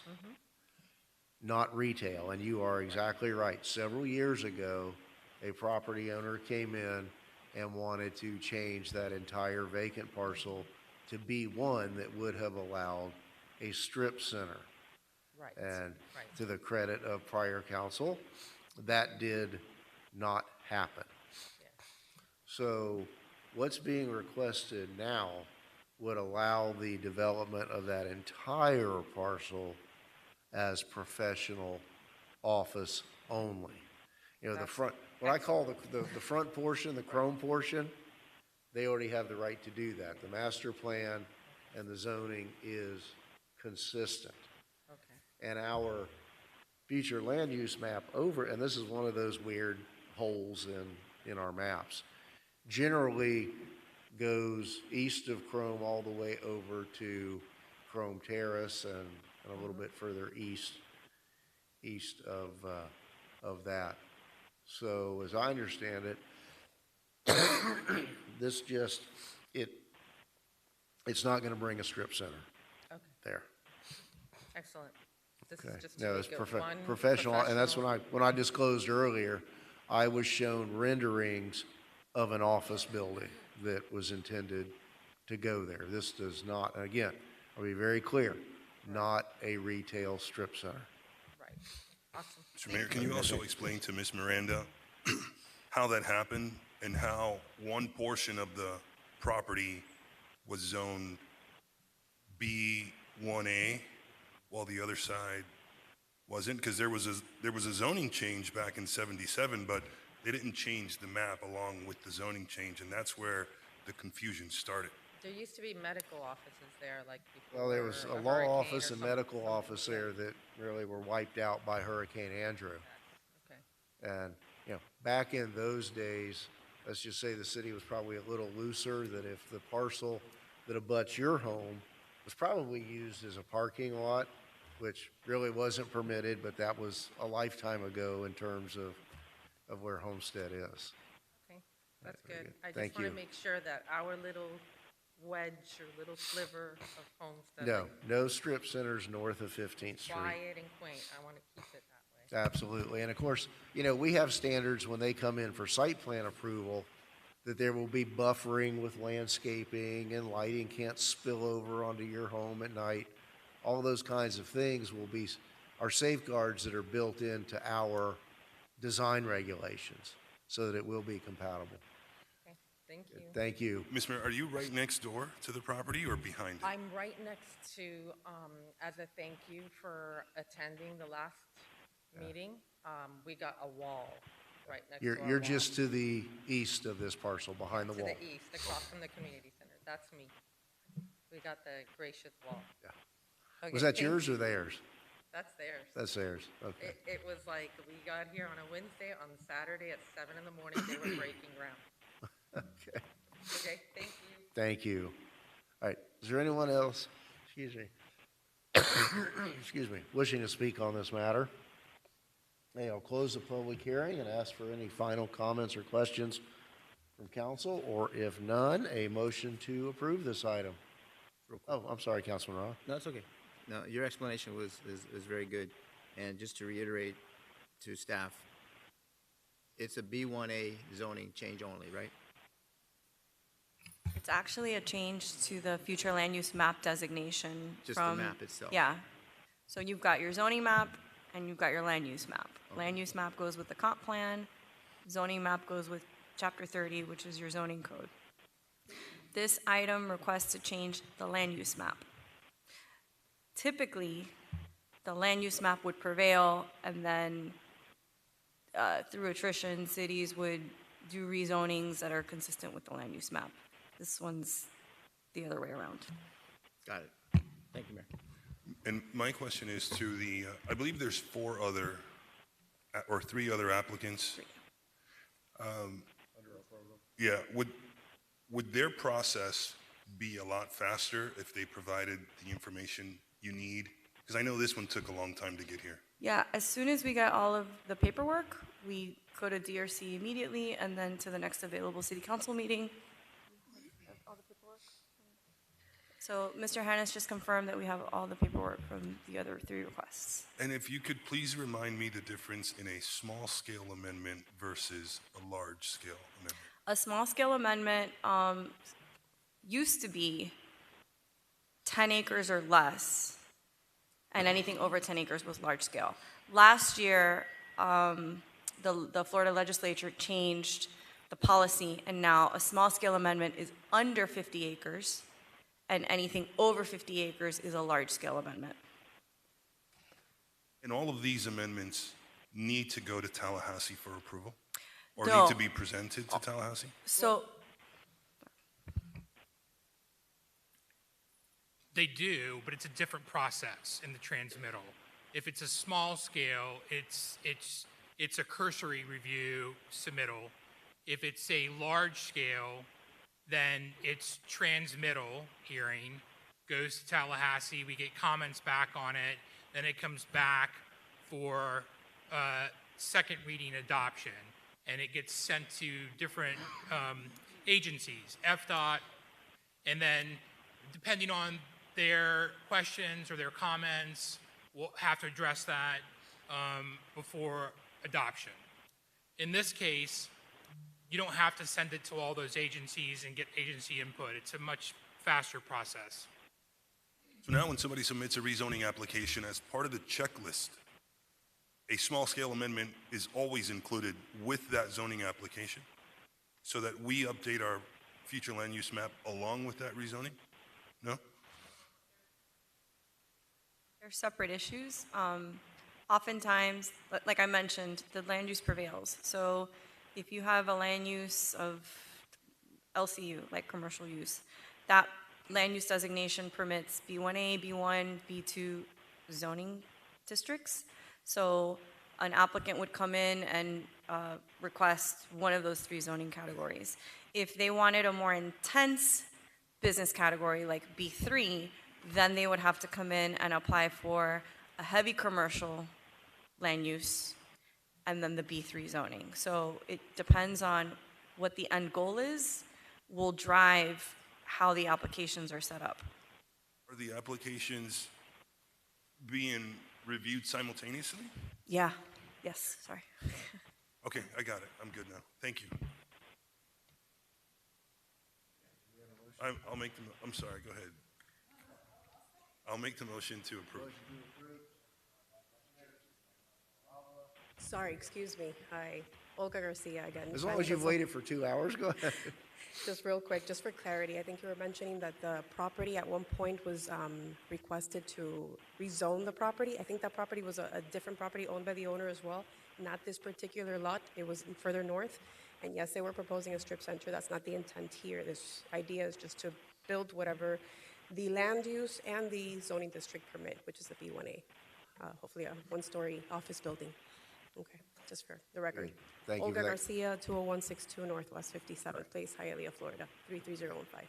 Thank you. Thank you for that clarification. Okay, we have a motion and a second. Let's have a roll call, Madam Clerk. Councilwoman Fairclough Staggers, Councilwoman Bailey, Councilman Roth. Yes. Councilman Fletcher, Yes. Councilwoman Avila, Vice Mayor Guzman, Yes. Mayor Losner. Yes. Motion carries. All right, very good. Next item, first reading on car number 4045, amend the terms of office for committee members and drop distribution timeline. Mr. Pearl.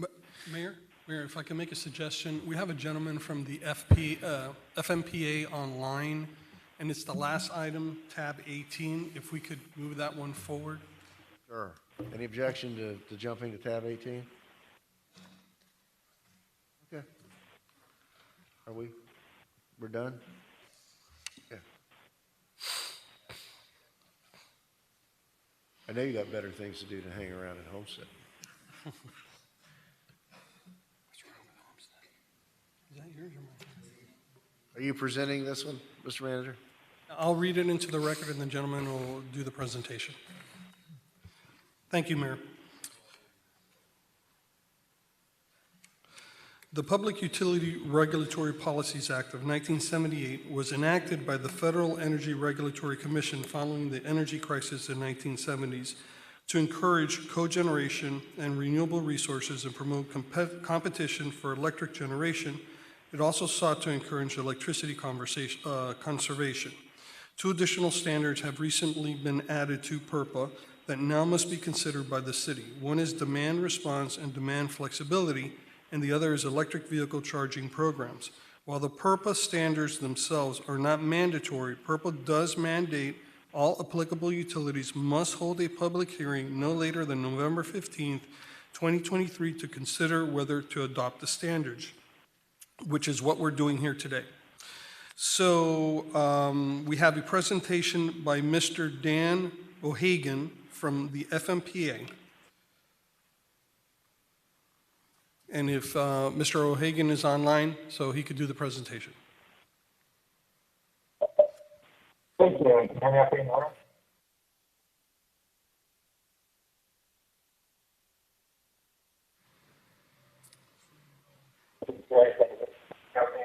Oh, no, that's not going to work. It's really low. We cannot hear you at all.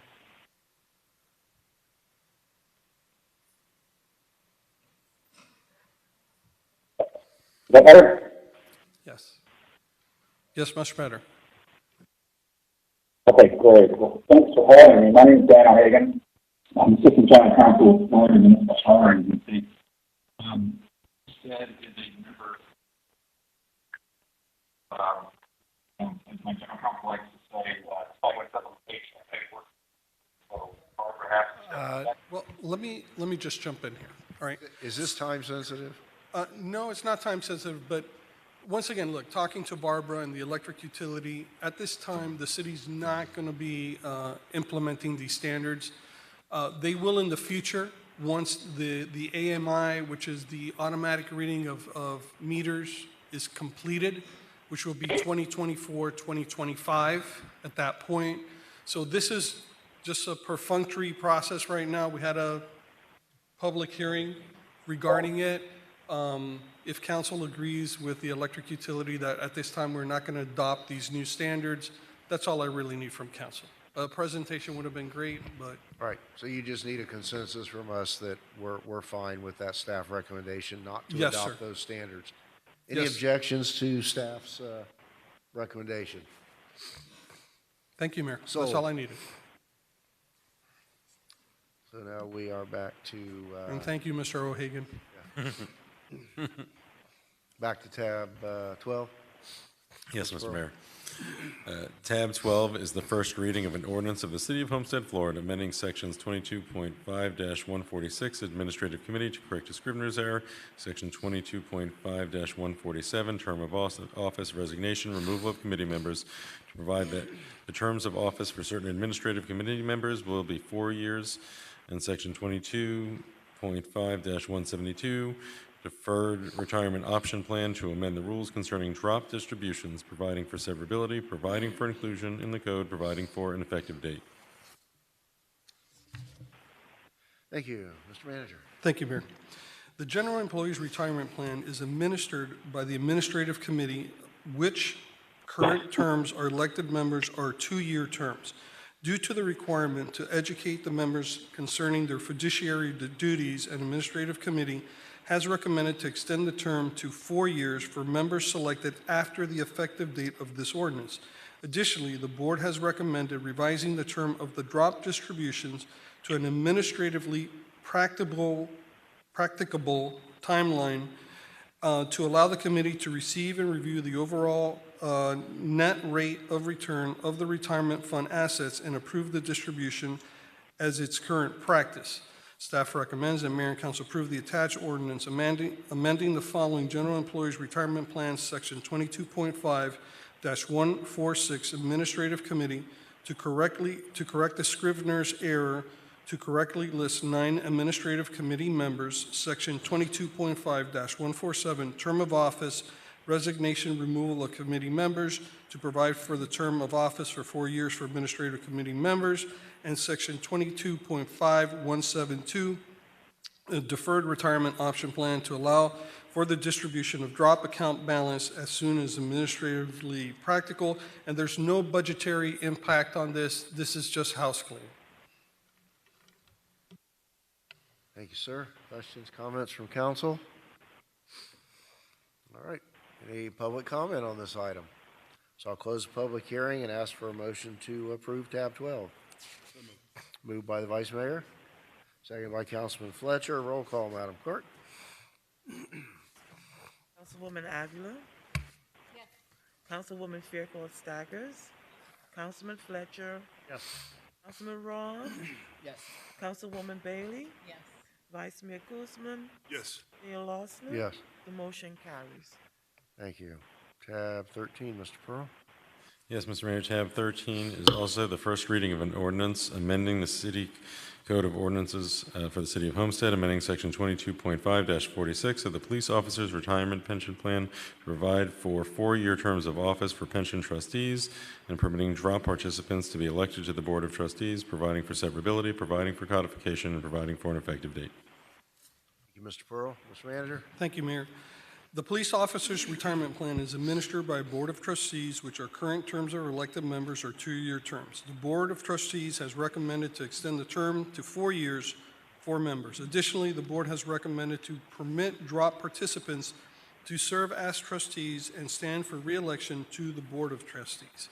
Staff recommends that Mayor and Council approve the attached ordinance amending the following for the Police Officers Retirement Plan, Section 22.546, created to provide for 4-year terms of office for pension trustees and permitting drop participants to be elected to the Board of Trustees. Once again, there's no financial impact to the budget, to the pension budget.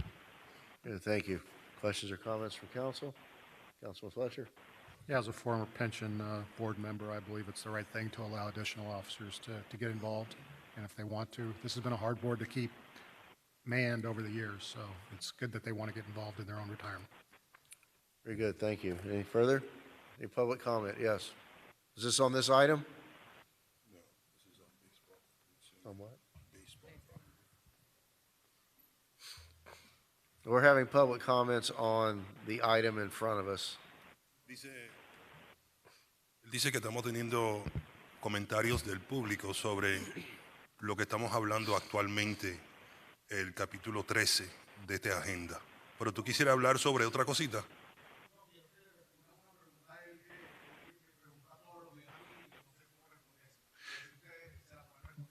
déjame decirle a él, terminamos lo que estamos haciendo y después le contestamos. He says he just wants us to, answer a question for his son that we haven't answered yet, but I told him We'll get we'd to the get end through. of the agenda. Right. Yeah. Just sit tight, it won't be long. Dice que él te llama cuando terminamos la agenda para hablar sobre ese tema. Or maybe in the meantime, if maybe Pedro can. Okay. All right, so we just did 13, correct? All right. Tab 14. Mr. Pearl? Wait, we didn't take our vote on All tab right, so 13 we'll yet. close the public comment. We have a motion and a second. On tab 13, let's do a roll call. Councilman Roth? Yes. Councilwoman Bailey? Yes. Councilwoman Avila? Councilwoman Fairclough Staggers? Councilman Fletcher? Yes. Vice Mayor Guzman? Yes. Mayor Losner? Yes. The motion carries. Good, thank you. Tab 14, Mr. Pearl. Yes, Mr. Mayor. Tab 14 is the second reading of an ordinance of the City of Homestead, Florida, amending the City of Homestead Code of Ordinances by creating Section 2-411.4 Utility Inventory Purchasing Limitations of Division 2 Competitive Bids of Article 8 Contracts and Purchasing of Chapter 2 Administration, authorizing the city manager to purchase parts, supplies, and materials needed as inventory for the city's water, sewer, storm drainage, and electric utilities without the need for competitive bidding processes, providing for inclusion in the code, providing for severability, and providing for an effective date. Thank you, sir. Mr. Manager. Thank you, Mayor. The purpose of this ordinance is to address the current supply chain and market-driven issues which are hampering procurement's ability to acquire needed equipment and materials such as wires, transformers, and capital supplies which are essential for the continuity of service for our utility customers. This ordinance change will allow procurement to purchase inventory for the city's utility by obtaining formal quotes versus formal solicitations, which are required if the purchase is over $65,000, in which ordinarily take 30 to 90 days to perform. Staff recommends and Mayor and Council approve the proposed amendment to the City Code of Ordinance Division 2 Competitive Bids, Chapter 2 Administration, and create Section 2-411.4 Utility Inventory Purchasing Limitation Authorization, authorizing the city manager to approve the purchases of parts, supplies, and materials as needed for the city's water, sewer, and storm drainage and electric utilities inventory without the need for a competitive bidding process, and placing each before City Council. This is second reading. Good, thank you. Council, any final questions, comments? Open the floor for public comment on this item. It's a second reading. All right, we'll close the public hearing and let's have a motion to approve. Tab 14. Moved by the Vice Mayor, seconded by Councilwoman Bailey. Roll call, Madam Clerk. Councilman Fletcher? Yes. Councilwoman Fairclough Staggers? Councilwoman Bailey? Councilwoman Avila? Councilman Roth? Vice Mayor Guzman? Mayor Losner? Yes. The motion carries. Thank you. All right. Mr. Manager, do you have tab 15? Is that you? Car number 3998, Disaster Debris Monitoring Services. Yes, Mayor. Thank you, Mayor. The Federal Emergency Management Administration recommends municipalities establish emergency disaster monitoring management contracts to be activated in the event of a declared emergency, such as a hurricane. This contract provides for services for the execution of natural disaster-related emergency debris monitoring and recovery services for the federal aid highway segments, state, local, and private roadways within the Florida Department of Transportation, the City of Homestead, and Miami-Dade County. Staff recommends and Mayor and Council authorize the city manager to negotiate, award, and execute agreement for the disaster debris monitoring services with the top-ranked proposer, Witt O'Brien LLC, as the primary contractor, and with the second-ranked proposer, Thompson Consulting Services LLC, as the secondary ranked proposer pursuant to RFP 2023-24. Mayor and Council, there's no cost to the city at this point. If we were unfortunately to have a hurricane or something of that nature, we would mobilize these two companies to help us out with the debris and debris monitoring, at which point there would be a cost, but historically we've gotten up to 80% reimbursements from FEMA in those cases. Good, thank you. Any questions or comments from Council? Councilman Fletcher. What is the typical response time once we activate them? After It depends on the how wide the disaster is, right? So I want to say, I think it was Hurricane Irma. I want to say within a week or something like that, where there was a lot of going back and forth of them. They were being pulled from a lot of locations, but I want to say it was about a week. That's correct. They're telling me yes. Okay, thank you. All right, very good. Council? All right, any public comment on this item? Okay, we'll close the public hearing, and I'll ask, do you need a motion to approve, or is this just for informational? It's a resolution, so. Okay. Oh. Okay. There's an attached resolution. All right. Resolution in Yes, my. resolution of the City Council of the City of Homestead, Florida, approving the ranking of the Evaluation Committee of Proposers to RFP 2023-24 Disaster Debris Monitoring Services, authorizing the city manager to negotiate and enter into an agreement with Witt O'Brien's LLC as the top-ranked firm and Thompson Consulting Services LLC as the second-ranked firm. Such agreement subject to approval as to form and legal sufficiency by the city attorney, providing for implementation, providing for an effective date. All right, so do we have a motion to approve? Moved by Councilman Fletcher, second by Vice Mayor Guzman. Any public comment? Okay, we'll close the public hearing and roll call, Madam Clerk. Councilwoman Bailey? Councilwoman Avila? Councilwoman Fairclough Staggers? Councilman Roth? Councilman Fletcher? Yes. Vice Mayor Guzman? Yes. Mayor Losner? Yes. Motion carries. All right, tab 16, Mr. Pearl. Yes, Mr. Mayor, tab 16 is a resolution of the City Council of the City of Homestead, Florida, in support of and requesting the expansion of lanes on portions of the Homestead extension of Florida's Turnpike, and in support of requesting the creation of an additional Turnpike on-off ramp, providing for implementation and providing for an effective date. Very good, Mr. Manager. Thank you, Mayor. At the September 20th, 2023 City Council meeting, Mayor and Council discussed challenges its residents and visitors face finding efficient routes to and from their homes and places of business located outside the city limits. The city believes that the expansion of the number of lanes from 2 to 3 lanes on the Homestead extension of the Florida Turnpike in the area south of Southwest 288th Street through Exit 1, and the creation of an additional on-off ramp on the Florida Turnpike located at Southwest 328th Street is a potential resolution to the city's traffic-related issues. Staff recommends and Mayor and Council approve the attached resolution requesting the expansion of the Homestead extension of the Florida Turnpike and the creation of an additional turn-on-off ramp.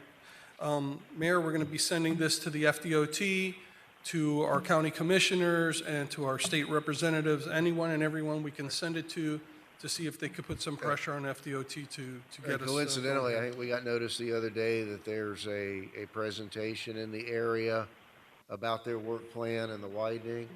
Is that like the 14th, or does it conflict there's with our two. There's council meeting? I think there's a Visio on the 14th and an actual meeting on the 16th. So Right. I've already confirmed with Julio, we will be present. Right, we're all signed up to attend, and that doesn't conflict with the council. That's, I think that's on a Thursday. That doesn't conflict with. I believe so. With a council meeting. All right, very good. Any public comment on this? All right, do we have a motion? Moved by Councilwoman Bailey, seconded by Vice Mayor Guzman. Roll call, Madam Clerk. Councilwoman Fairclough Staggers? Councilwoman Bailey? Councilwoman Avila? Councilman Fletcher? Yes. Councilman Roth? Vice Mayor Guzman? Yes. Mayor Losner? Yes. The motion carries. Very good. And tab 17. Yes, Mr. Mayor, tab 17 is a resolution of the City Council of the City of Homestead authorizing the city manager to negotiate and execute an agreement for the production of a bronze sculpture with Bad River Artworks, providing for implementation and an effective date. Thank you, Mayor. At the October 10th, 2023 Committee of the Whole meeting, Council reviewed and selected the submission from Lee Looning from the shortlisted 3 finalists under the Council consideration for the William Julius Chrome sculpture feature. Staff recommends and Mayor and Council approve the attached resolution authorizing the city manager to negotiate and enter into a professional artist services agreement with Lee Looning of Bad River Artworks for the commission of the William Julius Chrome sculpture. The City Council unanimously supported the submission by Lee Looning. The city has allocated up to $200,000 in public funds for this commission, And I just want to do a little shout out for David Hennis. He spearheaded the call to artists. He did a great job, and I think the fact that we got this great product speaks to that. Good. Thank you, sir. Big step forward. Any public comment? You've had, yes. Susan, you want to come?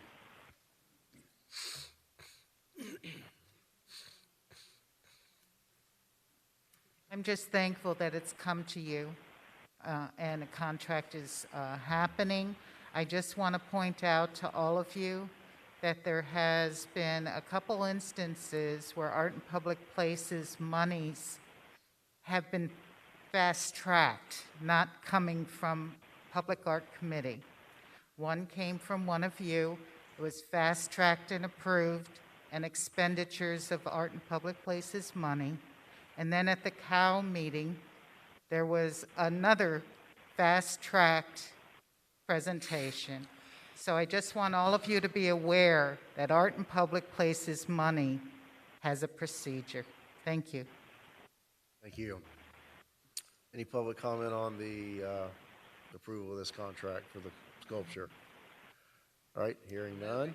Moved by Councilwoman Bailey. Second by Vice Mayor Guzman. Roll call, Madam Clerk. Councilman Roth? Yes. Councilwoman Bailey? Yes. Councilman Fletcher? Yes. Councilwoman Faircloth Staggers? Yes. Councilwoman Avila? Yes. Vice Mayor Guzman? Yes.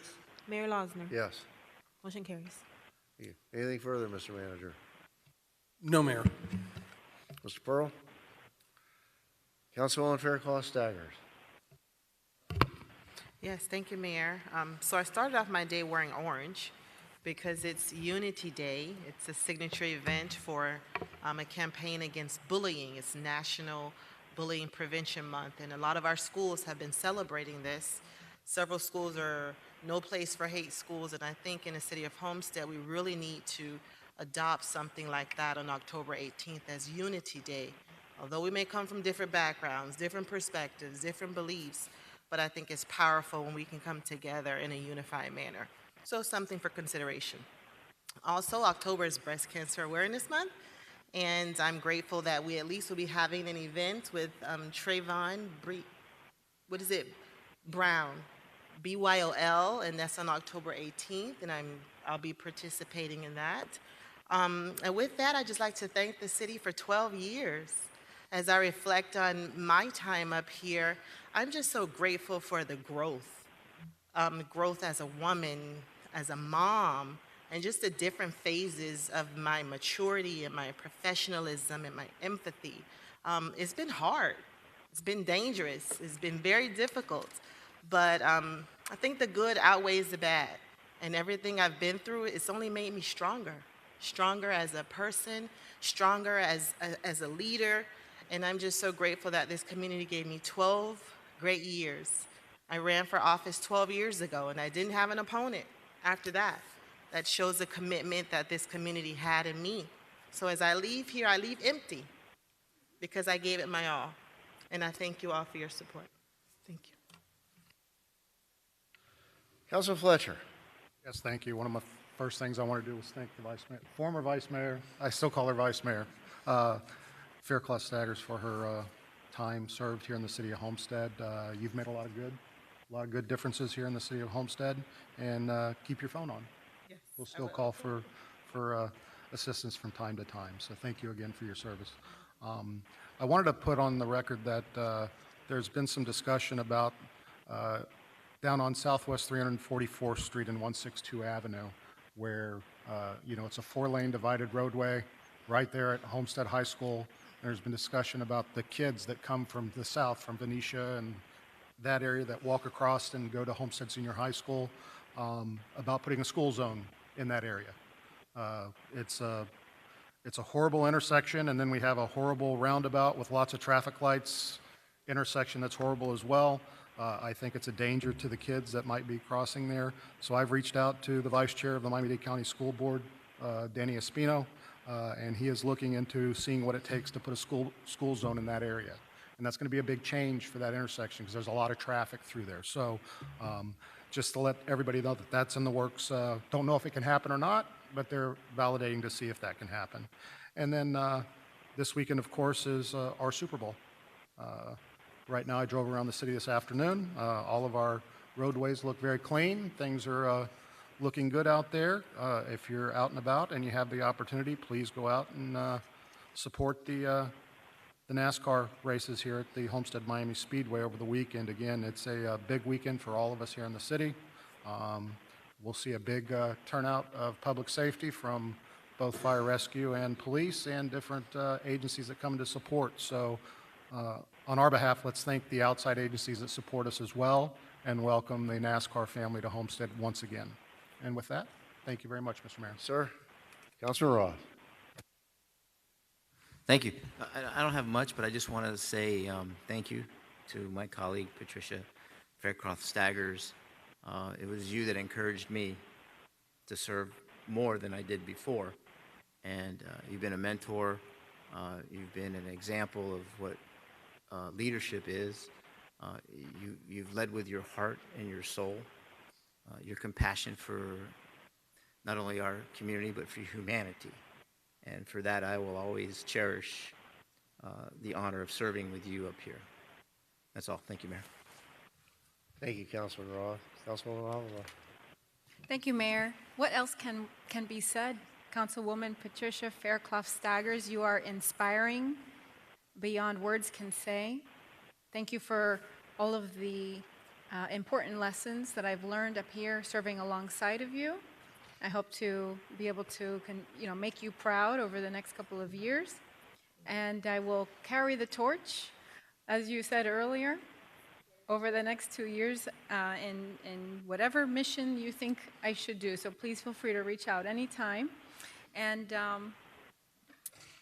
your work is not done, so just thank you. Thank you for everything that you've done for us and our city and for the example that you are leaving for us. With that, I'll rest. Thank you. Councilwoman Bailey. Thank you, Mayor. So, Vice Mayor, current Vice Mayor, it took me a while, but now that I'm used to that, now it's going to be something else. You both have been incredible inspirations. I know that I will always remember and do my best to practice meeting in the middle and championing for teachers and principals and breast cancer awareness and solar, and I might even play pickleball one day. So the last part that always sounds like I might have a chance. And one of my favorite things is you always saying to give people their flowers while they're here.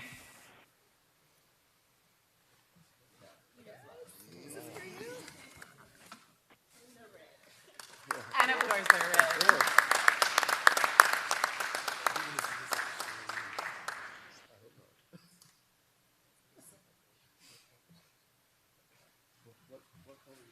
I just want to add that I wore red tonight in honor of the former vice mayor and my colleague, and every time I put on red, I think of you. And I remember in your very first campaign, your T-shirt was red, and it was I think there was an apple on it, and I think it said "Teachers for Patricia" or something like that, "Parents for Teachers," whatever it said. But I'll always remember that red. So thank you for the red as well. And the very last thing is tomorrow is our Artist in the Spotlight at the Seminole Theater at 6 o'clock. Unfortunately / fortunately, I'm meeting family. I'm leaving on a train tonight to go for a wedding. So please go out and support. We have one donated piece from all of these amazing artists that is going to be silent auctioned through October 31st on the city's website. So that's going to be very exciting. You'll be able to see pictures of the paintings that were donated, and then all of those funds will go to help dogs in crisis. Thank you, Mayor. Thank you. Vice Mayor. Thank you, sir. To my colleague, Councilwoman Patricia Faircloth Staggers, I've always been impressed with you. I've always been impressed with the way you speak. I've always been impressed with how you've touched all emotions. You can make people cry, you can make them laugh. You can really tell some of these lobbyists to really go take a hike in such a nice way. And I've always been impressed with how you were able to present those words and have those words come across as very respectful, but people getting the point. You've been an inspiration to me. You help give me confidence. And I think to do anything in life, you need confidence. So I appreciate you instilling that in me. And I think you're going to go a very, very long way in anything you want to do. But hopefully it's still within politics. And, you know, maybe one day you can be the next Kamala Harris right up there at the White House. So, yes, it's been a pleasure working alongside of you. And I wish you nothing but success for you and your family. And I love the hugs that you give as well. So, thank you. That's all, Mayor. So I received the question, what next, what next? So many of you may know that I am a doctoral student at Florida International University, and I'm pursuing my doctoral degree. So for the past couple of weeks, I've been in school on Mondays and Tuesdays pursuing my doctorate degree. So that's my next.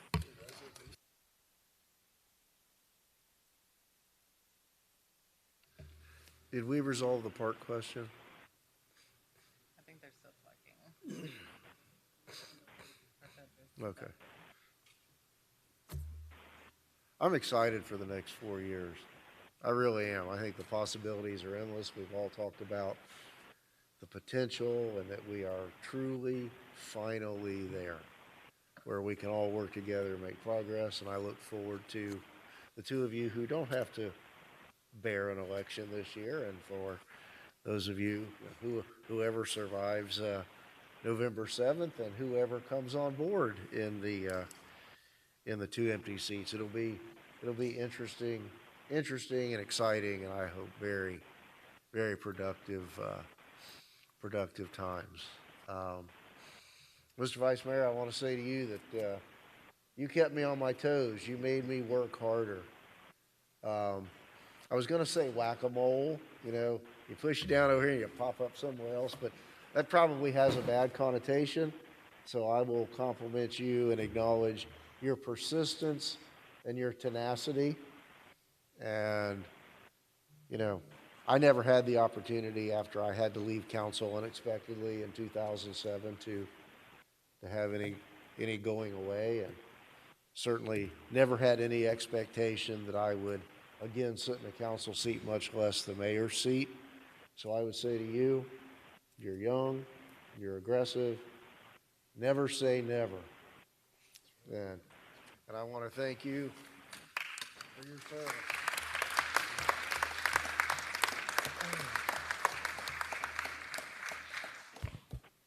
All right, so do we need to,